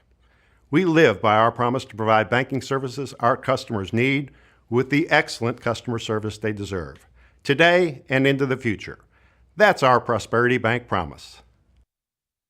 Here at Fielder Park Dental, relieving dental anxiety is the objective of our entire office staff. It starts from the person that answers their very initial call, all the way through to the doctor that's providing treatment. A warm, friendly voice that's patient-centered, focused on what the patient's concerns are, is the very first place that we try to alleviate anxiety. All the way through to when the patient arrives, we have taken very good care of welcoming them and then bringing them out and making them feel like they're a part of the family. Because in this office, they actually are once they're here. And so when they come back to the back of the office to the treatment chairs, their anxiety level is already lower. Now, when I walk in the room, I understand it goes up a little bit, but then I try to use a friendly tone with them and try to help them feel like they're in control. They can say stop at any point. To me, it's more relational than it is any small little pill we can give them or nitrous oxide. We can do those things, but to me, we can lower that anxiety level way before we ever get to that.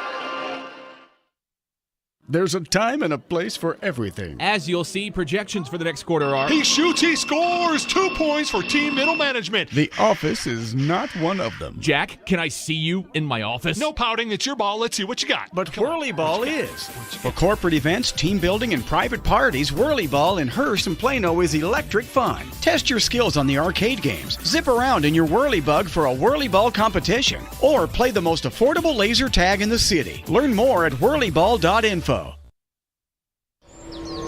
This is freedom, a uniquely American way of life, where values are shaped by heavy lifting.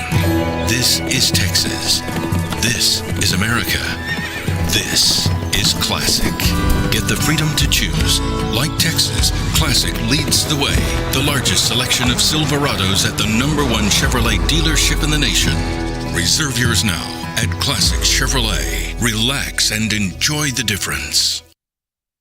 For 13 straight years, Forbes.com has named Prosperity as one of America's best banks. To Prosperity's customers and employees, thank you for helping us maintain this national distinction.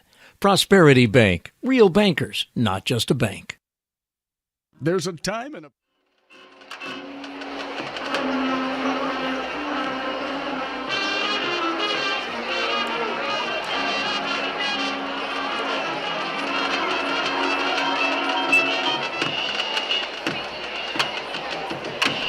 In Hearst and Plano is electric fun. Test your skills on the arcade games. Zip around in your whirly bug for a whirly ball competition. Or play the most affordable laser tag in the city. Learn more at whirlyball.info.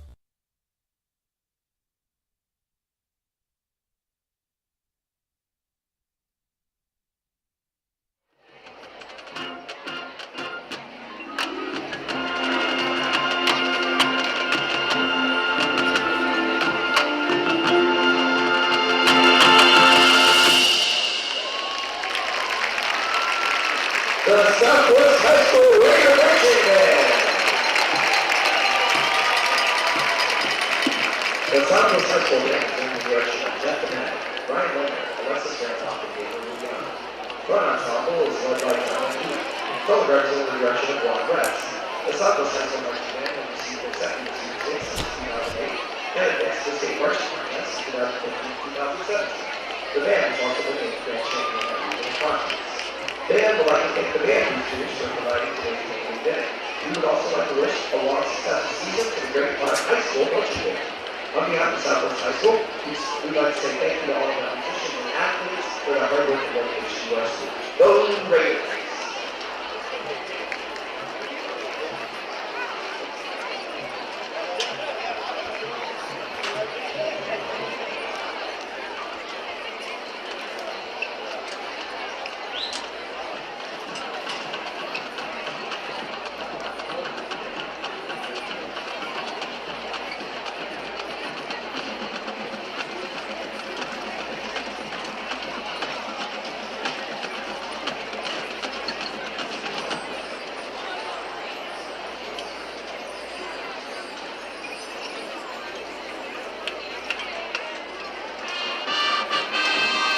Good evening, ladies and gentlemen. It is my distinct pleasure to welcome you to halftime Mustang style. For your halftime entertainment, Grapevine High School is proud to present the award-winning Fabulous Philly officers in their grand entrance performance. The Philly officers from left to right are Lieutenant Davey Benson, First Lieutenant Emily O'Neill, Captain Adrian Miller, Lieutenant Claire Phillips, Lieutenant Lexington Jackson.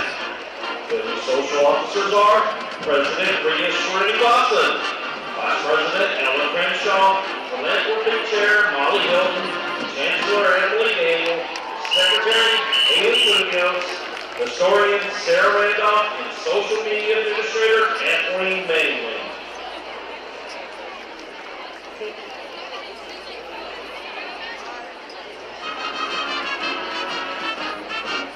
Please welcome to the field the Grapevine Fabulous Phillies dance team. Under the direction of Kristen Hansen, assisted by Amanda Burke. This week's staff recognition is Julie McConaughey, who is a breast cancer survivor. We are so proud of you. Thank you for your unconditional support of the Phillies.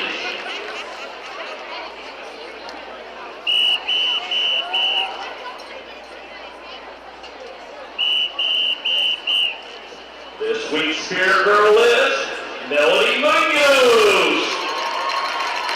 Rookie of the Week is Callie Rainwater. And our Philly Honor Girl is Karen Kramer. The Phillies will be performing a high-energy jazz routine to Bang Bang.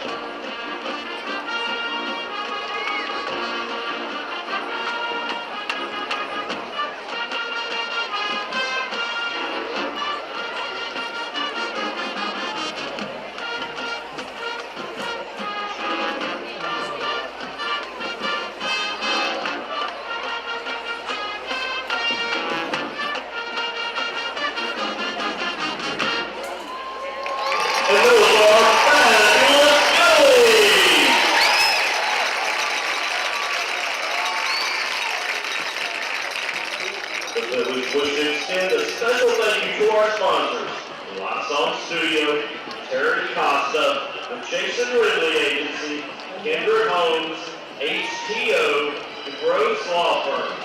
And remember, go Grapevine!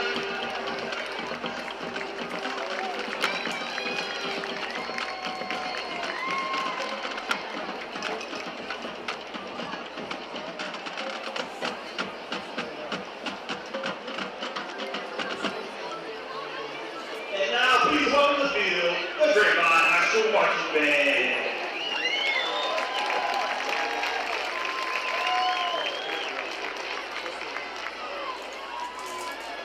Grapevine show is entitled Elements of Design, Line, Shape, and Color.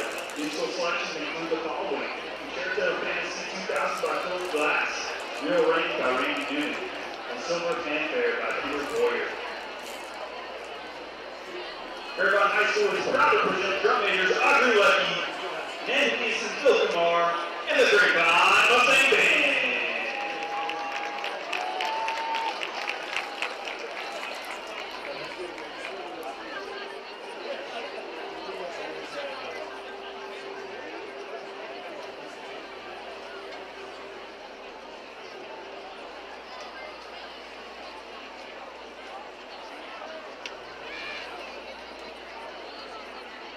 Overall, still a really good job.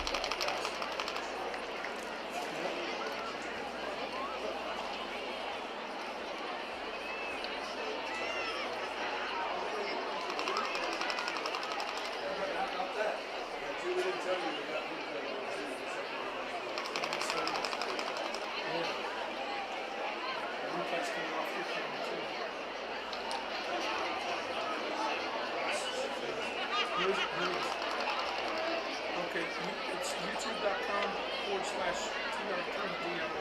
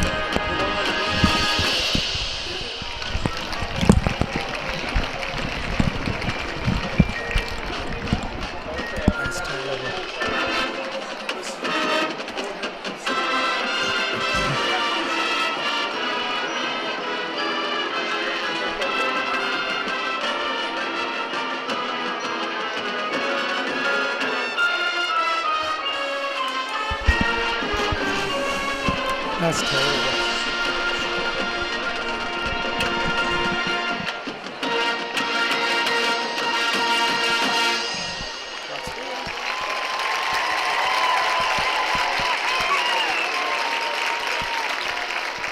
The Grapevine High School Mustang Band.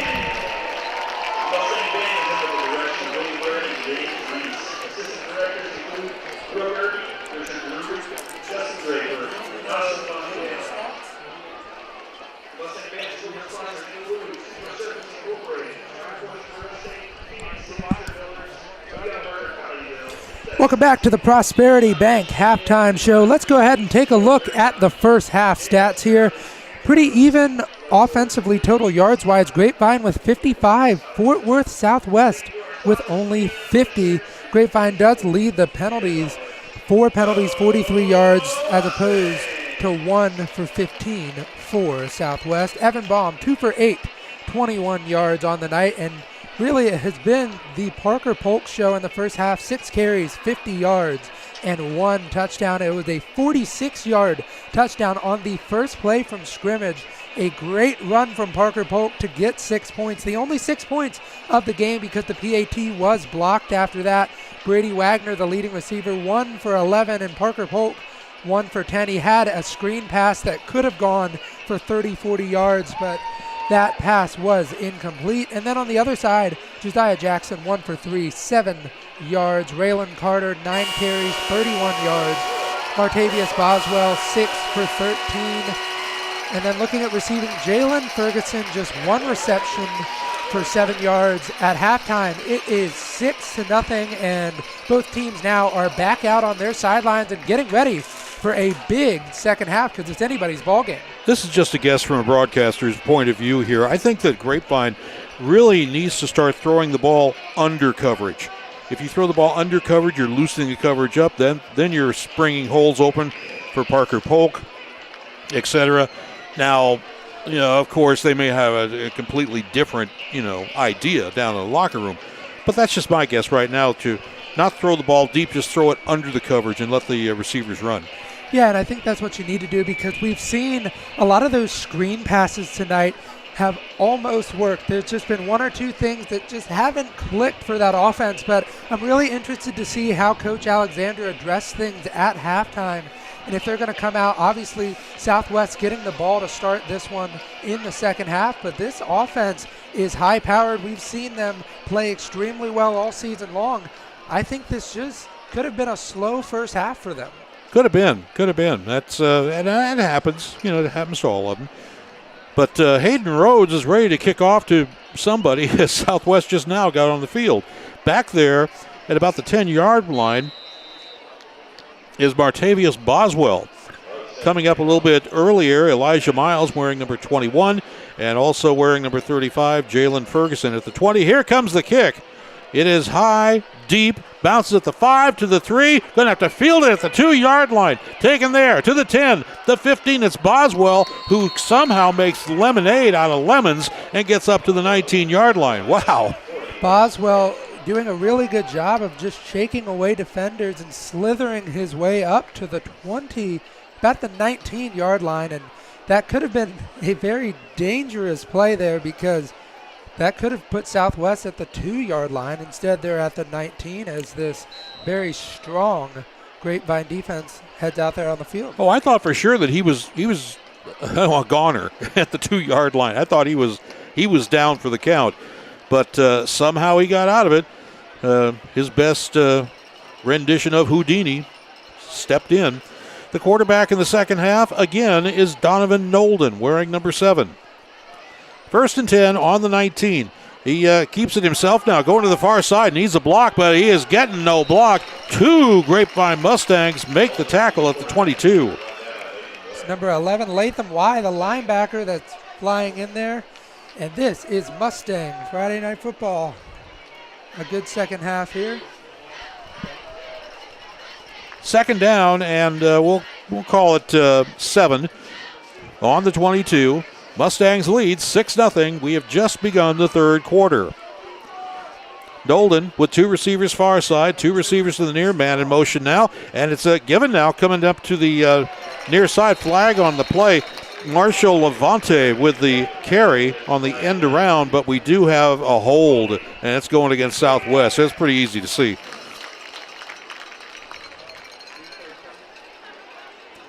So that will take it back. Should take it back to the 11-yard line. And sure enough, it goes back to the 11.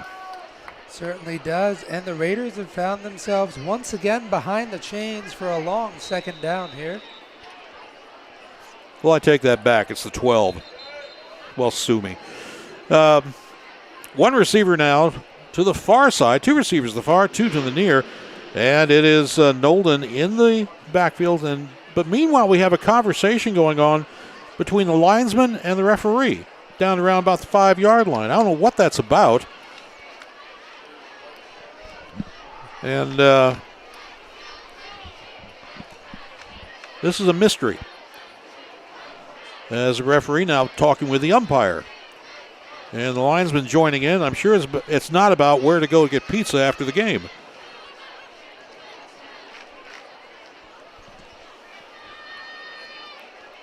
By the way, we got an injury report on Christian Reyes, who was down for such a long time in the first quarter. And it turns out it's not good news. It's a broken ankle. And he will be done for the year. But since he was a senior, well, his playing days at Southwest are also done. So we wish him the very best. 2 receivers to each side. Nolan in the gun at the 6. And now we have what? A flag on the play. It is false start on Southwest. Just what they needed. It was Elijah Miles, the wide receiver, that jumped there, and they're going to back things up another 5 yards. And it is 2nd and 24. A very long way to go. They need to get to the 29 for a first down, but it's almost like going from here to your nearest mall. It's a long way off. 2 receivers to each side. Nolden back to pass in the end zone. Firing long on the left-hand side. Man is out there. Incomplete and nearly picked off at the 39. Great defense out there. A very good defensive play there by number 13, Darion Burns. Almost able to get away with that one. We haven't seen them throw the ball much tonight, but there he airs it out, and such a good play by Burns to break that one up and prevent a first down. And it was a good, strong throw, too. It was. Yeah, there's no weakness about that. So, 3rd down and another zip code to go. 2 receivers to each side. Man in motion now coming to the near side. Meanwhile, we have a mix-up in the backfield. Running back runs into the quarterback, and for some strange reason, it is Donovan Nolan going down at about the 4-yard line. So that play was completely discombobulated. It was a whole group of Mustangs there, but as you mentioned, running back runs into the quarterback after the wide receiver goes into motion. Tons of confusion there on that play, and now you've got a 4th down and you're punting it from your own end zone. That can't be good. But kicking it will be Jalen Ferguson, and he is standing about 2 to 3 yards from the back line of the end zone. High snap, here comes the kick. It is a low, wobbly, terrible kick. And it goes out of bounds at the 21-yard line. Oh, my. Well, you've just set up perfect field position for this Mustang offense that kind of wobbled their way through that first half, only putting 6 points on the board, and we're going to get a real chance to see if they made those adjustments at half and they come out with some strong firepower. That's absolutely what Southwest didn't need to see, was a bad kick. So, great opportunity for the Mustangs. 1st and 10 on the Southwest 21. Baum in the modified pistol gives to Polk. Polk up the middle, the 20-yard line to the 15. Polk is down to the 14. Good blocking there from the tackle, Travis Mason, to help Polk get up the field. No huddle offense. 2nd down and 3, given to Polk again. This time he's hit, and he's going absolutely 0. He is stopped at the 16 for a loss of 2. It was a band of Raiders that was able to get to Polk there, and that's something we've kind of seen all night from this offense. They have a pretty good play, and the next play just doesn't seem to get going for them. You wonder if it's maybe running in that hurry up that kind of hurts them a little bit, but they're going to look here on 3rd and 5, a very manageable 5 yards to put some points on the board. Harrison Hackbarth is now in a quarterback, wearing number 14. He turns. He gives up the middle now to the 10-yard line. It's Polk, 5-2, touchdown Mustangs. It has been The Parker Polk show all night long. Both scores a big play there right up the middle. After we saw a play that kind of just was blown up in the backfield, he takes it up the middle once again and finds his way into the end zone for another 6 points. And they will try the point after attempt now again as Hayden Rhodes trying to make amends for the first one. Lines are set. Ball snapped back. Kick is, it's a fake! Rhodes throws in the touchdown for 2 points. Wow! Threw it to Brady Wagner. Faked us right out of the broadcast booth. It was a perfect play. The fakes out the entire defense, and a great throw there from the kicker to get 2 more points to make this a 14-0 ball game. Now, tell me, did you see that coming? I thought it was going to be a blocked kick again. That's what I was thinking. And then he just floats it right on up there. That's great. 2 more points. 8:34 to go in the third quarter. It is the Mustangs 14, Southwest nothing.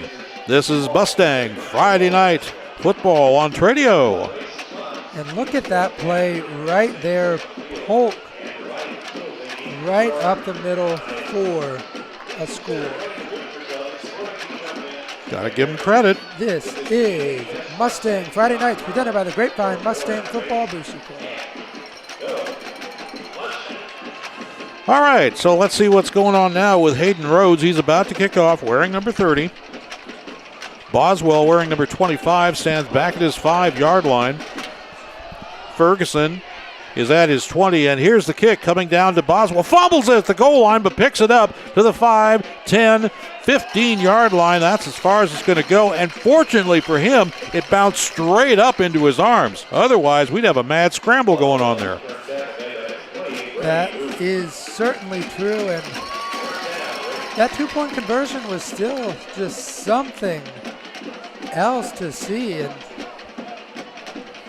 boy, totally just surprised me, and all of a sudden I was looking for the ball, and there's the ball floating in the air. Yeah, I thought they had maybe gotten a hand on it again and batted it down. Yeah. However, they didn't. It was just Brady a Wagner great was standing there combing his hair, and here comes 2 points. Boy, oh boy. Well, this third quarter is brought to you by Classic Chevrolet as the Southwest offense gets back out there on the field, and you've got a very, very stout defense that the Mustangs have going in this one. And let's see who is playing quarterback. It's back to Jackson again. Up the middle now. It's Carter. Carter to the 20-yard line for a gain of 4. 2nd and 6.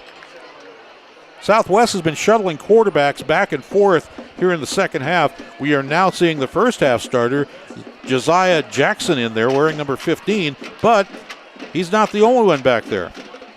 As Carter is floating around and Jackson is still there, he's still out there. We did see, though, Donovan Nolan for a while.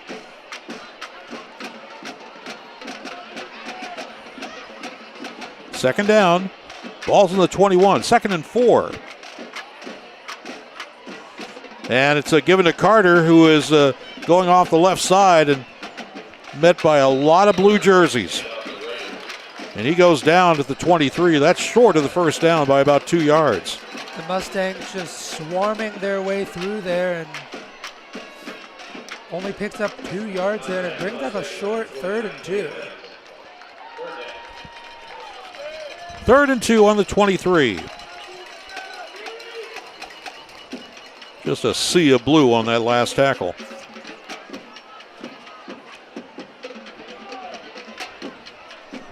And let's see what Philip Tanner has in store for Southwest. Only 5 on the play clock, but we've been seeing that all night. Down to 1, and they got the play away barely. It's Carter now. He's got a first down on the left side up to the 27. Barreling through there is Carter for a first down, and we've talked about him all night. Philip Tanner, former running back for the Dallas Cowboys, Indianapolis Colts, Buffalo Bills, and also the San Francisco 49ers. Played in 41 games in the NFL, and now he's coaching here at Southwest. And that's great because I was able to talk to him once at Valley Ranch when Valley Ranch was still here and not in Frisco. And he seemed to be a really, really good guy. Really good guy. 2 receivers to each side. 1 in the backfield. And it's Jackson now looking for another play, but hang on, the play clock's at 0. So my question is, it was delay of game. Okay. Well, this is interesting because in that first half, that is where they would have called a timeout. However, they choose not to there. I think that's the smart thing to do. Got to save your timeouts. It's still a close ball game here in the second half. Yeah, that's right. 14-0, Mustangs lead. 6:05 to go in the third quarter. And it's up the middle to Boswell. Is hit once, hit twice. He is hit by everybody in sight. They give him credit to the 25, and he earned it. Certainly did, getting up for a couple more yards. It's Latham Way, the linebacker on the tackle there. Waylaid. He did. Number 33, Tyler Mears. So both of those linebackers getting in there for the stop. It's going to bring up a 2nd and 12 for the Raider offense. And so the ball is parked at the 25. And Jackson is the quarterback. Kind of a floating snap, and it comes up the middle to the 27, 28, and that goes to Javon Edom. Eden fights his way to the 29 for a short gain. And now we got a couple of flags come flying in, and that's telling me right off there is some chirping going on. A little bit of extracurricular activity there after the play. And we're waiting to see what they're talking it over. Southwest is pointing toward Grapevine's direction. But let's see what actually transpires here. Now we got another flag that was just dropped. It's flag night here in Grapevine. Got 1, 2, 3, 4. Four flags. Flags down on the field there. Referees are going to talk this one over. And we've only got, we got 2 other officials left. They might as well throw flags too for something. Well, this be unanimous. Is Friday Night Football presented by the Grapevine Mustang Football Booster Club. Lean in to the values that got you here. They don't change, no matter the storm, no matter the trouble.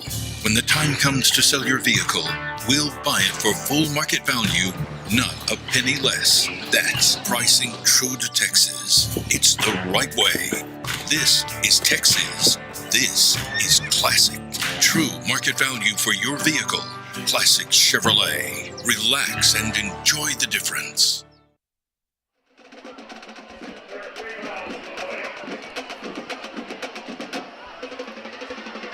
We are awaiting the call here from the referee.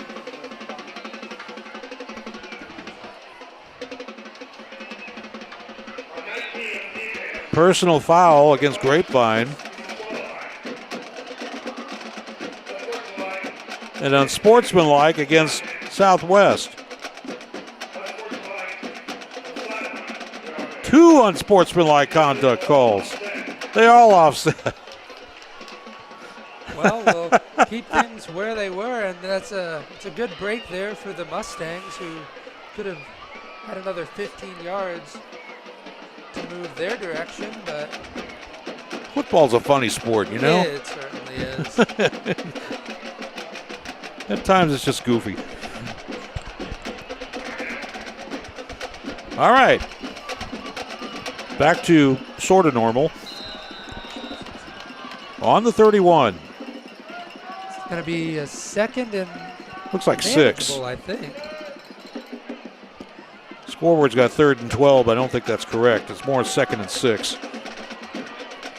Meanwhile, play clock, ho-hum, running down to 7, 6, 5. It's been like this all night. Back to pass is Jackson. Looking. Fires long on the near side. It's picked off at the 50-yard line to the 40, 35, 30. Intercepting that pass. Major hack. And now we got more flags flying. 3 more. And we've got a Southwest player down.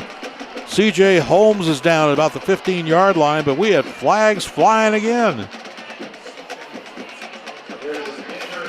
It is Levante Marshall on Southwest that is down on the field. Not sure what happened there. Pardon me. You're right.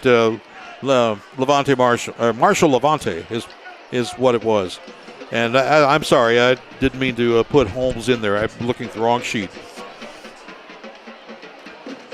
Oh, that's good on Marshall Levante. They're stretching out his leg as if it was a cramp.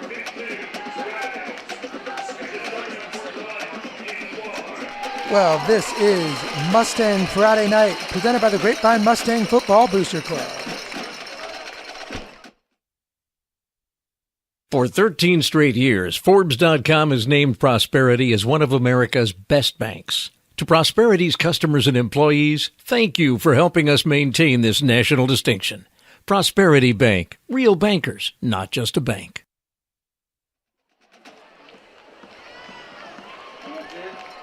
Well, while you were away, we had an ejection.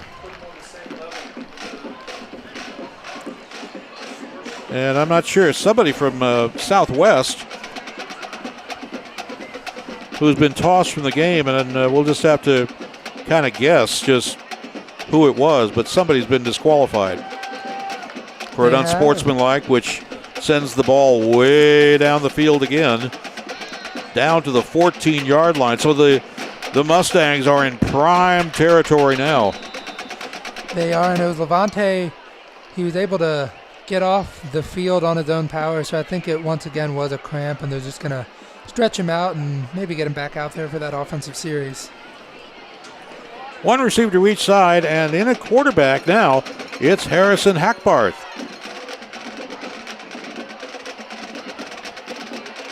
Harrison turns, gives up the middle to the 11, the 10, the 9, the 8, fighting for all kinds of yards, down to the 5, down to the 4, goes Reed Watkins. Watkins never did go down, but they blew the play dead at the 4-yard line. It's a great use of the blockers there, and Watkins was the feature back last week, had 3 touchdowns and 100 yards in the first half, and just powers his way through. Watch this right here. A great block there by number 22, and he just keeps moving his line, pushing him further and further. As you mentioned, never goes down and sets up a 1st and goal. Ball's on the 4, given again to Watkins, but this time he is slammed down at the 4-yard line. I mean, there is nothing soft about that.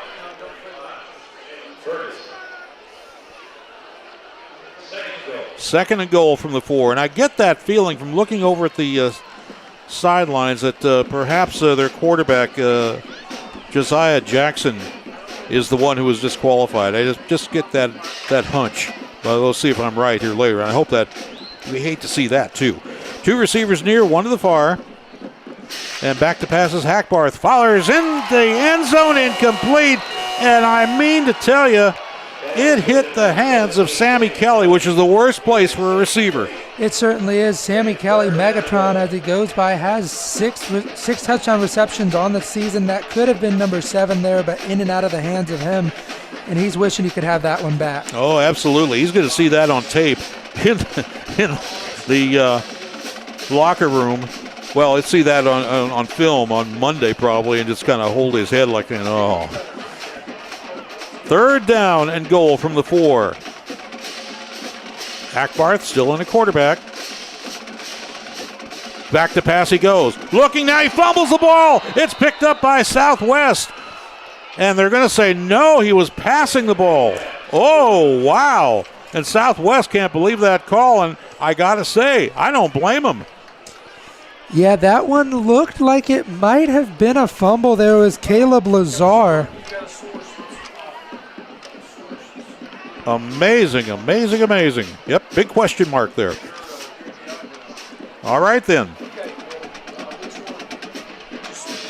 So 4th and goal on the 4. And this will be a 21-yard field goal attempt by Hayden Rhodes. Lines are set, ball snap back, kick is up, high enough, long enough, and good. 3:01 to go in the 3rd quarter. It's now the Mustangs 17, Southwest nothing. It's Mustang Friday Night, provided by the Mustangs Football and Booster Club.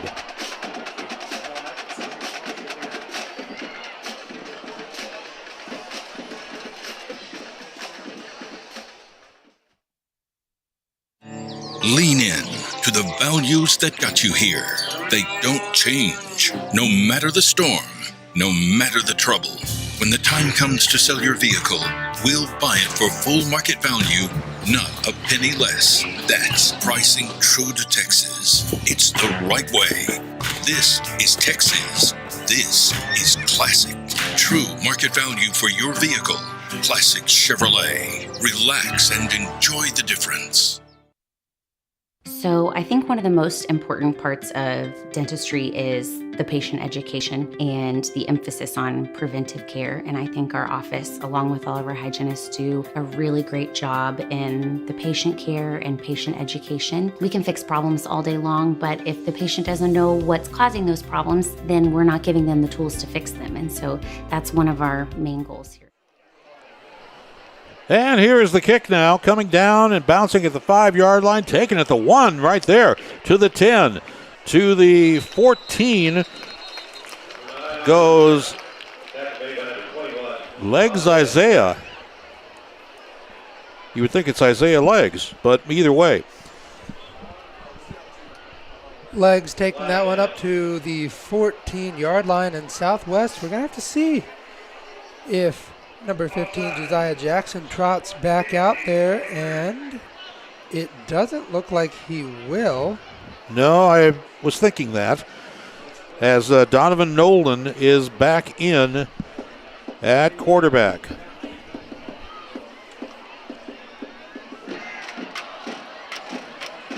So it's 1st and 10 on the 14, 2:54 to go in the third quarter, with Grapevine ahead, 17-0. One receiver far, 2 receivers to the near side. Man in motion, the ball snapped over his head. He's back to the 1-yard line. Is it a safety or not? They say no safety. It's spotted at the 1. Oh! And Dalton Knapp almost got to that football, but Southwest able to fall on it, and now they've got a 2nd and very long here at their own 1-yard line. It's going to be interesting to see what Coach Philip Tanner calls here, because there's not much you have to work with. 2nd and 99 is what it comes down to. So let's see what happens here as the Mustangs have an opportunity to grab a couple of points. Nolan gives up the middle to the 1, and that's about all. It didn't go back into the end zone. No gain at all. They've been using the run quite a bit tonight. They still continue to go with it, despite the fact that it really has not worked up the middle, because this defensive line is so strong with Dalton Knapp, Leighton Towery, Devin Thomas. There's so many good players. Tristan Sneed, of course, the impact player of the game, had a big first half. And more bad news for Southwest. Carter had that last carry, and now he comes off limping to the far side to the bench. 3rd down and a mountain. And up the middle, it's Nolan now to the 10-yard line. Nice run up to the 12. Far short of the first down, but at least he's given his club some breathing room. He certainly did, dragged down there by Tyler Mears. And they're going to trot the punting unit out there because there's not much else you can do. And Southwest once again having another drive stall out. And the last time they had a punt, it went out at the 21, and it was a similar field position. So you have to see what they can do here. So Jalen Ferguson back to kick, and standing back at about the 50-yard line is Polk. Here comes the kick. It is a high, much better kick, bouncing at the 37, the 40, 44. Polk lets it roll, and it will stall out at the 45. That one almost reaching the 45 there. We're going to take a quick break here. This is Mustang Friday Night, presented by the Grapevine Mustang Football Booster Club. For 13 straight years, Forbes.com has named Prosperity as one of America's best banks. To Prosperity's customers and employees, thank you for helping us maintain this national distinction. Prosperity Bank, real bankers, not just a bank. All right, here we go at the 45-yard line. Mike Young along with Alec Rath, assisted by Tim Polster and Trey Bell. Harkbarth back to pass, looking long, man open at the 10-yard line, touchdown! Caden Cook. I guess if you wanted to call it baseball, he went yard. He certainly did. Well, he went from 0 to 100 like a classic Chevrolet, finding a touchdown. A big score here for this Mustang offense. You're good. Yeah, I'll give you your due. You're good. So here is the point after attempt now. That didn't take long, did it? It didn't. It's similar to the start of that first half. Sure it was, yeah. Here is the kick by Rhodes. High enough, long enough, and good. 23 seconds to go in the third quarter, and the Mustangs are now taking big control. It's Grapevine 24 and Southwest nothing. It's Mustang Friday night. Mustangs football provided by the Mustangs Booster Club. 23 ticks left in this one. A great third quarter here. This third quarter brought to you by Classic Chevrolet. A great drive there by Grapevine. Very quick, short, to the point. Something we saw in that first half with that first play. And they did open it up coming out at the half. We were talking about that before, and they did open the offense up a little bit more, and that's where we have 18 points this quarter. Yeah, they certainly have. I mean, 6 points in that first half overall, and the defense has done what they've done throughout this entire game. They've done their job. They haven't broken. They really haven't given up any big plays other than in the first quarter a run by Jackson, but other than that, the defense has done a tremendous job tonight. Here's the kick out of the end zone as Boswell wants no part of that, and so it'll be first down at the 25 for Southwest. 24-0 in the third quarter. Grapevine has full control on this one. They definitely And they're hanging goose eggs all over the place. Yep, and this Southwest offense, they're going to go right back out there. 62 yards is all they have on the night. Well, I was incorrect. Josiah Jackson is back in the game. 2 receivers to each side. And Jackson turns, he gives up the middle to Boswell. Boswell fights for more yardage to the 31. That's a nice run of about 6 yards. And they mark it at the 30, so give him 5. The rushing attack has been the bulk of the work for Southwest tonight. 55 yards on the night. Now just over 60 after that play, but... And that's the end of the third quarter with the score, Grapevine 24, Southwest nothing. It's Mustang Friday night. We're going to go ahead and take it. Living in North Texas provides all of us with an amazing quality of life, including an affordable cost of living, outstanding schools, unbelievable cultural opportunities, and the best sports around. But we also have to put up with severe storms. Hi folks, Champion Sports Radio President and Founder Thomas Lee here to tell you when a hail or windstorm comes through your neighborhood, do what we did and call Greenleaf Roofing. Greenleaf Roofing is a fully insured, locally owned and operated company built on the values of amazing craftsmanship, affordable options, and innovative solutions. And they are proud that those values still stand as a foundation for their business today. And did I mention Greenleaf Roofing has 24-hour emergency service available? It's nice to know Greenleaf Roofing will be there in a hurry if you need them. After the first experience, I became a customer for life and have used them on 3 different homes. But don't just take my word for it. Learn about the Greenleaf Roofing difference yourself by calling them at 972-379-9109 or go online to greenleaf-roofing.com to find out how you can get your free quote. Greenleaf Roofing, the #1 choice for all your roofing needs. Hey guys, this is Jose with Infinity Solar. Today we're out here in McKinney, Texas.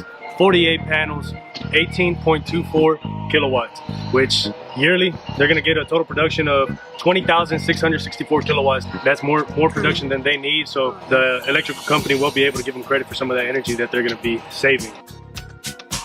Today we have the SealFab panel. It's a US manufactured, comes with a 30-year warranty, some of the best warranty in the industry right now. A job this size usually takes companies 2 days to complete. We're gonna knock it out in 1 day. So that works great for our customers. That way they don't have to worry about taking 2 days off from work. They just have to take 1 day, maybe even half a day off their job. So we'll get this customer up and going, ready for the city inspection, and get them up and going with their system.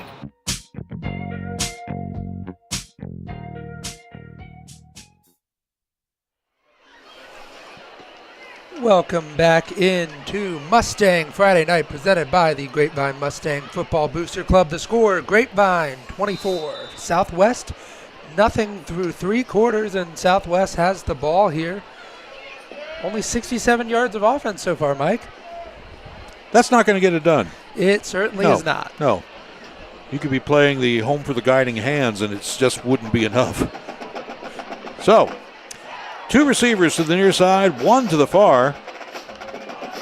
And Jackson turns, gives to Carter now, going to the far side, getting everything he possibly can out of it. And he makes it to the 32. That's still short of the first down, but at least he's closer. He certainly is. It was number 99, Devin Thomas, shedding a blocker there and getting right in there for the tackle. 2 receivers to the near. And Carter now goes off the field, so see what happens this time. 5 in the pattern now. Jackson all by himself in the backfield. Back to pass he goes, looking, swings it out, incomplete. Looking for Boswell at the 34, but the pass just wasn't there. I think you've reached the point where maybe you consider going for it on 4th, but they're not going to. They're going to send the punting unit out, it looks like, and give this ball back to Grapevine, who's up 24-0. I don't know. You remember when Barry Switzer tried it on his own 29 and failed, and how much criticism he came in for? I don't, but I do remember. Ask Philip Tanner. I think he knows. I'm sure he certainly does. I can recall multiple times with the Cowboys, Jason Garrett would do that, and he did it against Houston in overtime on their own, or the Houston 45-yard line. Yeah, is this the 29, though? Here's the kick. It is a low, squibbing kind of kick. Takes a 9-iron hop and dies at the 43. Well, their punter getting a good bit of work tonight. He's done his job so far. Now the defense needs to step up. They had 1 play, 1 score for Grapevine in the last offensive possession. Hackbarth remains in at quarterback. And Polk is back there with him.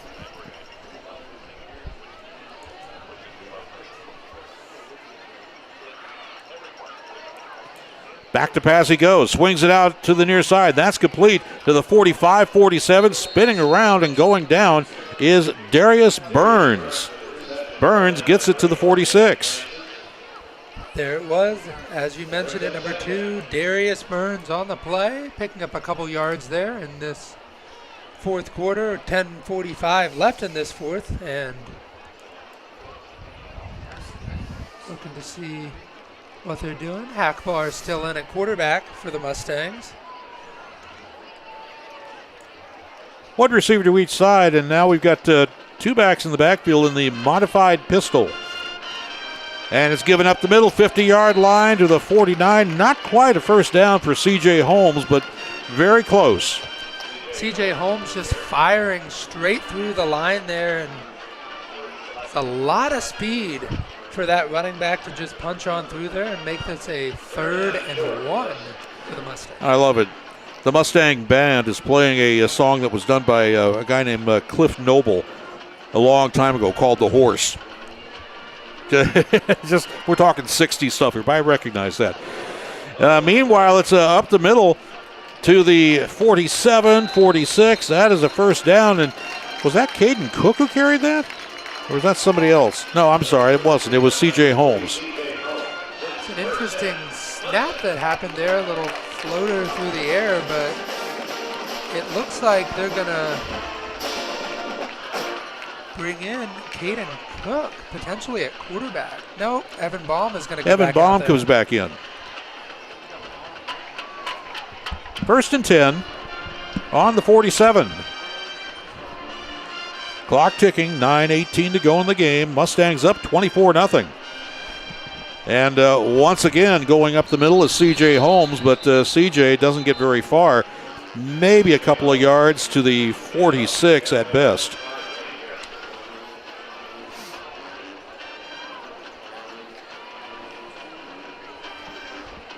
Whoops.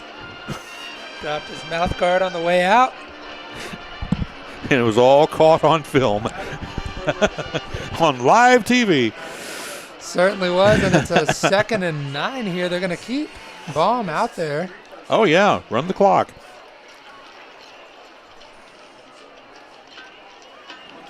Man in motion now, Baum back to pass, looking over the middle. That's complete. 40, 35, it's to Polk. Polk goes down at the 26. Polk has been making plays all night long, and you know the saying is, if you have 2 quarterbacks, you have no quarterbacks, but that is not the case for the Mustangs tonight. Harrison Hackbarth and Evan Baum both getting some good passes out there. And we have a Southwest player down on the field at about the 26. I'm trying to see who that might have been. Can't really tell. Looked like it might have been on the tackle there on Polk, but Polk does a really good job of using open field and just pushing forward for a big first down. What's good is it looks like that they're working on a cramp. If I'm seeing that correctly. And that's great. If it's just a cramp, that'll go away, quickly. Yep, we're going to take a quick break. This is Mustang Friday Night, presented by the Grapevine Mustang Football Booster Club.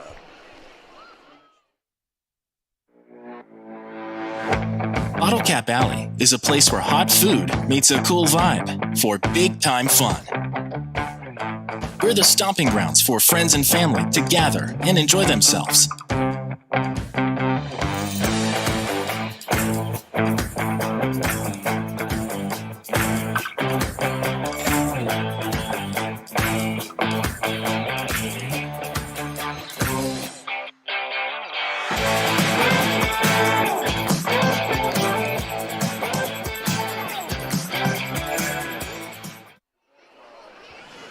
All right, and here comes the play now. Coming off the near side, but fumbling it, and that's a incomplete pass they're going to call it to. C.J. Holmes had it, dropped it, and basically whistled it after that. It's an interesting call there. I thought it might have been backwards, but the officials are going to disagree there. Very close. Very close. That's a judgment call. Left foot, right foot there. It certainly was, and I'll tell you, Mike, those commercials are making me hungry. This fourth quarter is brought to you by Bottle Cap Alley, Ice House Grill, and that was some good-looking food. I'm telling you. I know all of a sudden I'm going run clock run so I can go over there. One receiver to each side. Baum back to pass, looking long, open, complete to the 15, to the 14. It's Megatron with it. Caden Cook.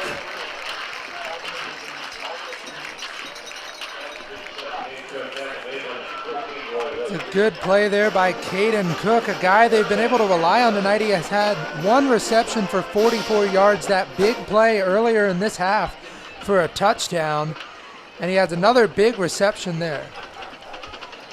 So 1st and 10 now. Into the red zone. At the 13, and it's given to Polk now. Up the middle to the 10, to the 5, to the 2, touchdown! Parker Polk has been unstoppable all night long. His 3rd touchdown of the night for the Mustangs. And I believe that moves him over 90 yards on the night. Look at this, just a beautiful play. His blockers giving him space, shaking off a tackle, and finding his way to the end zone for another 6. Here's the point after attempt from Hayden Rhodes. Lines are set. Ball snap back, high snap, but he gets it away, and it is good. 7:42 to go in the game. It's the Mustangs 31. Southwest nothing. It's been a tremendous second half for this team. I mean, we're talking. The explosion happened. It did, and you know, that's something that we had talked about in that first half, but we're going to take a quick break. This is Mustang Friday Night, presented by the Grapevine Mustang Football Booster Club. Living in North Texas provides all of us with an amazing quality of life, including an affordable cost of living, outstanding schools, unbelievable cultural opportunities, and the best sports around. but we also have to put up with severe storms. Hi folks, Champion Sports Radio President and Founder Thomas Lee here to tell you when a hail or windstorm comes through your neighborhood, do what we did and call Greenleaf Roofing. Greenleaf Roofing is a fully insured, locally owned and operated company built on the values of amazing craftsmanship, affordable options, and innovative solutions. And they are proud that those values still stand as a foundation for their business today. And did I mention Greenleaf Roofing has 24-hour emergency service available? It's nice to know Greenleaf Roofing will be there in a hurry if you need them. After the first experience, I became a customer for life and have used them on 3 different homes. But don't just take my word for it. Learn about the Greenleaf Roofing difference yourself by calling them at 972-37. Here comes the kick from Rhodes. It is deep and into the end zone. And so Southwest will have it on the 30-yard line. Mustangs lead 31-zip. And what a second half so far from the Mustangs. And if you go back to the keys to the game that we had, I talked about the defense and how they've just shut things down over the past couple of weeks. A shutout last week, and so far a shutout this week, 31-0 over Southwest here in the fourth quarter. They mark it at the 25. First and 10.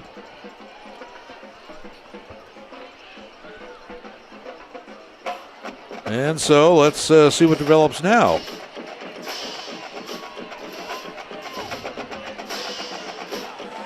And it's Jackson handing off to the near side to the 25, and it looks like Javon Edom with the carry, and he is down at the 26. It's a guy we've called all night long, number 99, Devin Thomas, getting in there for another tackle. He has been a key part of this defense tonight, along with our impact player, Tristan Sneed. All right, then. 2nd and 9. Ball's in the 26. Got 2 receivers to the far side, 1 to the near. And Jackson's back to pass. Looking, blitz on, throwing long down the right-hand side. Oh, and that's a fantastic catch at the 43. Wow. A tremendous job to get up there and get that ball. It was number 35, Jalen Ferguson, coming down with that one over 2 defenders. Nice play. Nice play. Look at this. Pressure incoming. He gets the ball out and jumps up over 2 defenders. A beautiful pass there, placed just where it needed to be. You've earned it when you've done that, when you can beat 2 guys on you. Jackson back to pass again, looking long on the left-hand side, and incomplete, but we got a pass interference call coming up. It's going to be against Darren Burns. There's a little Darian Burns, pardon me. There's a little bit of hand fighting after that play. Darian Burns kind of holding the receiver throughout that play, and that's not what you want if you're this defense. There's been an argument always in high school football on the pass interference penalty. Should it be where the flag goes down, or should it still be at the 15 yards off of the line of scrimmage? There's been an argument forever on that. I feel like it makes more sense to have it as a spot foul, but that's how the NFL does it, of course, and I believe the NCAA does it too. Does it as well, but yeah. High school is just the only level that does it. I understand why. Well, that's all right, I guess, but Jackson now gives up the middle, and that's to the 20, to the 19-yard line, to the 18. That is a quick moving running back there. Drew Nelson, the defensive back, a good job to make an open field tackle, something that's very difficult to do when you've got a running back moving like that. Javon Edom is in the backfield for Southwest. And Josiah Jackson remains at quarterback on the 2nd and short. And he gives to Edom again. Edom up the middle to the 17, I do think. That's going to be close to a first down. I'll have to see. And it is a first down. Yeah. They'll give him the first down there. It's a 1st and 10 from, it looks like, about the 18-yard line. And I can't recall, is this the deepest penetration they've made into Mustang territory tonight? It has. That's what I thought. So the ball's on the 18, and now they look back into Coach Philip Tanner to find out what the play really is. 9 on the play clock. They'll snap it at about 2. You watch. 4, 3, 2. There it is. Jackson back to pass again. Looking, firing, and that's complete. And then dropped at the 19. They're going to call that incomplete or a catch and a fumble. Looks like they're going to call that one incomplete. It was Dalton Knapp on the play there. Good job breaking that one up. I was incorrect earlier, though, because Southwest did move inside the 15 earlier in this game, but it was that unsportsmanlike conduct, I believe, that backed them up 15 yards and pushed them out. And that's right. Yeah, you're right. You're right. They ended up not getting anything on that one, of course, because it's 31-0. True. Jackson passes now to the far side. That's complete to the 17-yard line, passing out there to Lawrence Taylor. And Taylor goes down at the 17, only a gain of 1. That play blown up by Dalton Knapp and Devin Thomas, both of them doing a good job to bring the receiver down. And Southwest has found themselves in this position quite a few times, a long 3rd down, and they're just on the brink of putting something on the board, something they haven't done in 2 weeks. Well, now if you're the Grapevine defense, you want to keep that 0. That's something to be proud of. You certainly do. It brings that just over 17 points a little bit lower for your defensive points allowed on the season. 3rd and 9. Jackson back to pass. Looking, blitzes on, but he steps up in the pocket to the 15, to the 10, to the 5. Knocked out of bounds on a hill. An incredible collision at the 2-yard line. My goodness. It's a tremendous play from Drew Nelson, who just flies in there. He had a play earlier in this game, earlier in this drive with an open field tackle, and just blows up the quarterback there. Look at this. Watch Jackson this. Steps up. And it was a clean play, too. It was. He's moving. And boom! Ho, ho, ho. My word, out at the 1-yard line. This is the closest that the Raiders have been. But a great play there from number 27, Drew Nelson. That's the hit of the week. It right has there. to be the hit of the week. Whoa, my goodness. Boy, I felt that up here. That's certainly one that Jackson's probably going to feel for the next week.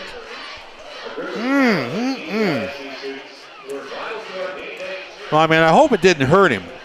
You know, you don't want to see that. I hope that's not the case, but oh, gracious. That was something else. That really was. He seemed to be over in that huddle there, so that's good. Good after that one. He's going to go back out there and be the quarterback.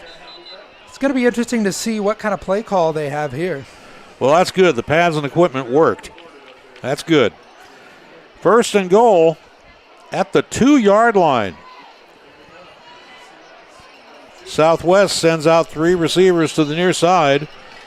I wouldn't be shocked to see a bubble screen here and try to cut inside and find yourself a score. Jackson turns, gives now to Carter. Carter to the 2-yard line, maybe the 1. And that's it. We had a little chicken fight going on the other side of the field, but no flags. They call him down there rather than the fumble? Nope, that's no gain. 2nd and goal from the 2. My goodness, what a hit.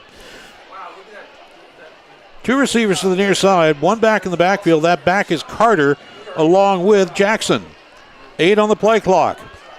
2nd and goal. Jackson gives to Carter now. 3, 2, 1. Did he get in? Oh, awfully close. Very, very close. He is down just barely inside the 1. Just a couple of feet to go there for 6, and they're still going to go with this shotgun formation. Shocked that they aren't going with a quarterback draw of a sort and just Well, Carter's been doing well. He gets the ball again. He is stopped at the 3-yard line. What a play! The Grapevine defense says no, thank you. No, thank you indeed. It was Major Hecht with a major stop there to force a 4th and 4. So now let's see what Southwest has, because they gave it to their bell cow. That's Carter. And Carter was swarmed on. Watch this. Nope, nope, and nope. It's a great play there by Hecht, and you almost wonder what you have to do here. I think you have to throw the ball in this situation because the run defense for the Mustangs is phenomenal. 4th and 3, here we go. And it's a pitch out to Boswell, and there's nobody there. Touchdown, Southwest. And that right there is a phenomenal play call from Coach Philip Tanner. They've been running inside this entire drive. They decide, nope, we're going to keep it. Quarterback option, and that's the first 6 points that Southwest has had in 2 weeks.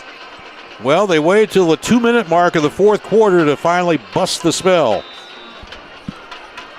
So now they're going to go for 2, no doubt, as Jackson is back there along with Boswell in the backfield. Carter comes out of the game. And let's see how the 2-point conversion is going to go. It's Jackson, rolling.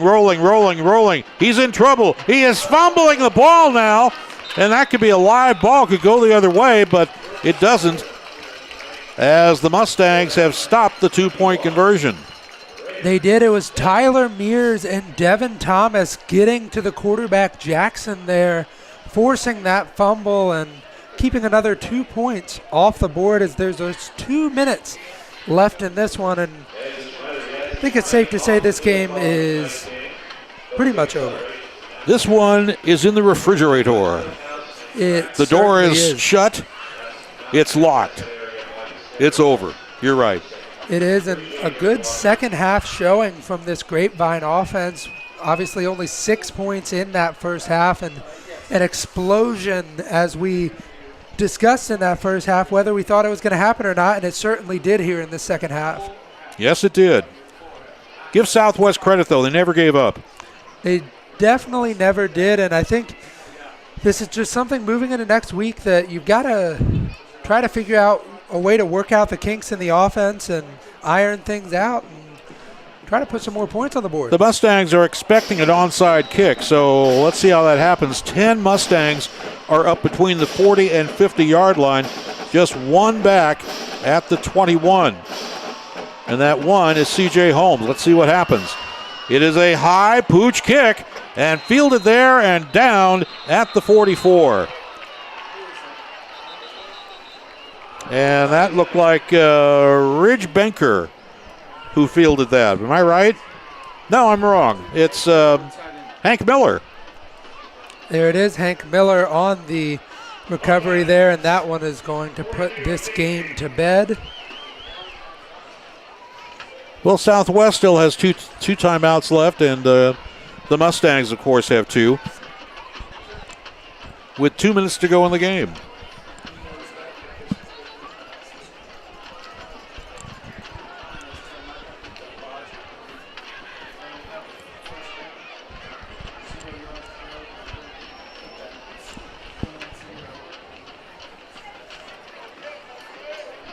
All right, let's see if the Mustangs can hold on to the ball for the rest of the game. Baum is in at quarterback, and Parker Polk is back there with him. Baum gives to Polk. Polk up the middle, 45, 43, down to the 42 for a gain of roughly about 5, maybe 6. Parker Polk, that's going to put him at about 90 yards rushing on the night. Not to mention he's got 29 through the air, so over 100 all-purpose yards in this game. And there's a reason we had him as an impact player. 3 touchdowns on the ground, 2 receptions, 29 yards through the air. Just a phenomenal outing from him. And in a game where they couldn't just get things going in the first half, but that second half, he really showed out with 2 touchdowns. Well, when you know you need points, you go to your horse, and that's no pun intended. Gives to Polk again, up the middle he goes, now busts to the outside, 40-yard line, close to a first down, maybe the 38, maybe the 37, I don't know. We got another Southwest player down.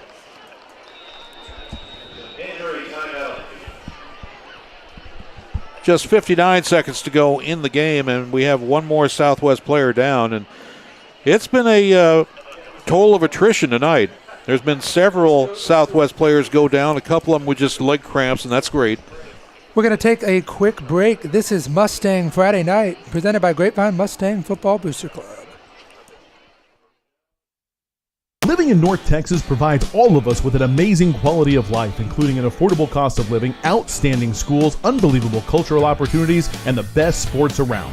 But we also have to put up with severe storms. Hi folks, Champion Sports Radio President and Founder Thomas Lee here to tell you when a hail or windstorm comes through your neighborhood, do what we did and call Greenleaf Roofing. Greenleaf Roofing is a fully insured, locally owned and operated company built on the values of amazing craftsmanship, affordable options, and innovative solutions. And they are proud that those values still stand as a foundation for their business today. And did I mention Greenleaf Roofing has 24-hour emergency service available? It's nice to know Greenleaf Roofing will be there in a hurry if you need them. After the first experience, I became a customer for life and have used them on 3 different homes. But don't just take my word for it. Learn about the Greenleaf Roofing difference yourself by calling them at 972-379-9109 or go online to greenleaf-roofing.com to find out how you can get your free quote. Greenleaf Roofing, the #1 choice for all your roofing needs.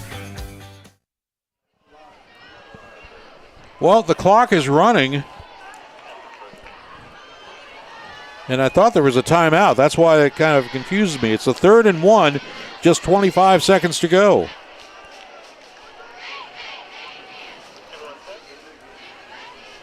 And Baum's going to take it all the way down as far as he can go. Now gives to Polk. Polk up the middle to the 35. That's a first down to the 33. And the clock keeps on running. Philip Tanner is not going to stop it, I don't think. He is not. I believe the clock is going to stop to move the chains, but and there it goes. 3, 2, 1. This game is over. 31-6, the final score. Grapevine moves to 6-1. And this is Mustang Friday Night, presented by the Grapevine Mustang Football Booster Club. Do you feel your home is too humid and slightly musty? Do you have that room or side of the house you don't use because it's too hot or too cold? Do you have family members struggling with health issues or allergies? Then contact Energy Attic and transform your living spaces by transforming your attic. Energy Attic uses a 3-part energy reduction system to make your home or office as comfortable and energy efficient as possible, saving you money, reducing your carbon footprint, and improving indoor air quality. Who doesn't want to save money, breathe cleaner air, and sleep better? Energy Attic helps improve your home climate control, reduces those cold and hot pockets, makes it more comfortable throughout, and saves you up to 40% on your energy bill. It's fast and easy to schedule your free Energy Attic audit. Simply visit energyattic.com and fill out the form. Virtual appointments are available as well. Now is the time to get your project started, so let Energy Attic show you how much you can love the comfort of your home. energyattic.com. Attic solutions to transform your life. There's a time and a place for everything. As you'll see, projections for the next quarter are... He shoots, he scores! 2 points for team middle management. The office is not one of them. Jack, can I see you in my office? No pouting, it's your ball. Let's see what you got. But Whirly Ball is. For corporate events, team building, and private parties, Whirly Ball in Hearst and Plano is electric fun. Test your skills on the arcade games. Zip around in your Whirly Bug for a Whirly Ball competition. Or play the most affordable laser tag in the city. Learn more at whirlyball.info. Lean in to the values that got you here. They don't change, no matter the storm, no matter the trouble. When the time comes to sell your vehicle, we'll buy it for full market value, not a penny less. That's pricing true to Texas. It's the right way. This is Texas. This is classic. True market value for your vehicle. Classic Chevrolet. Relax and enjoy the difference.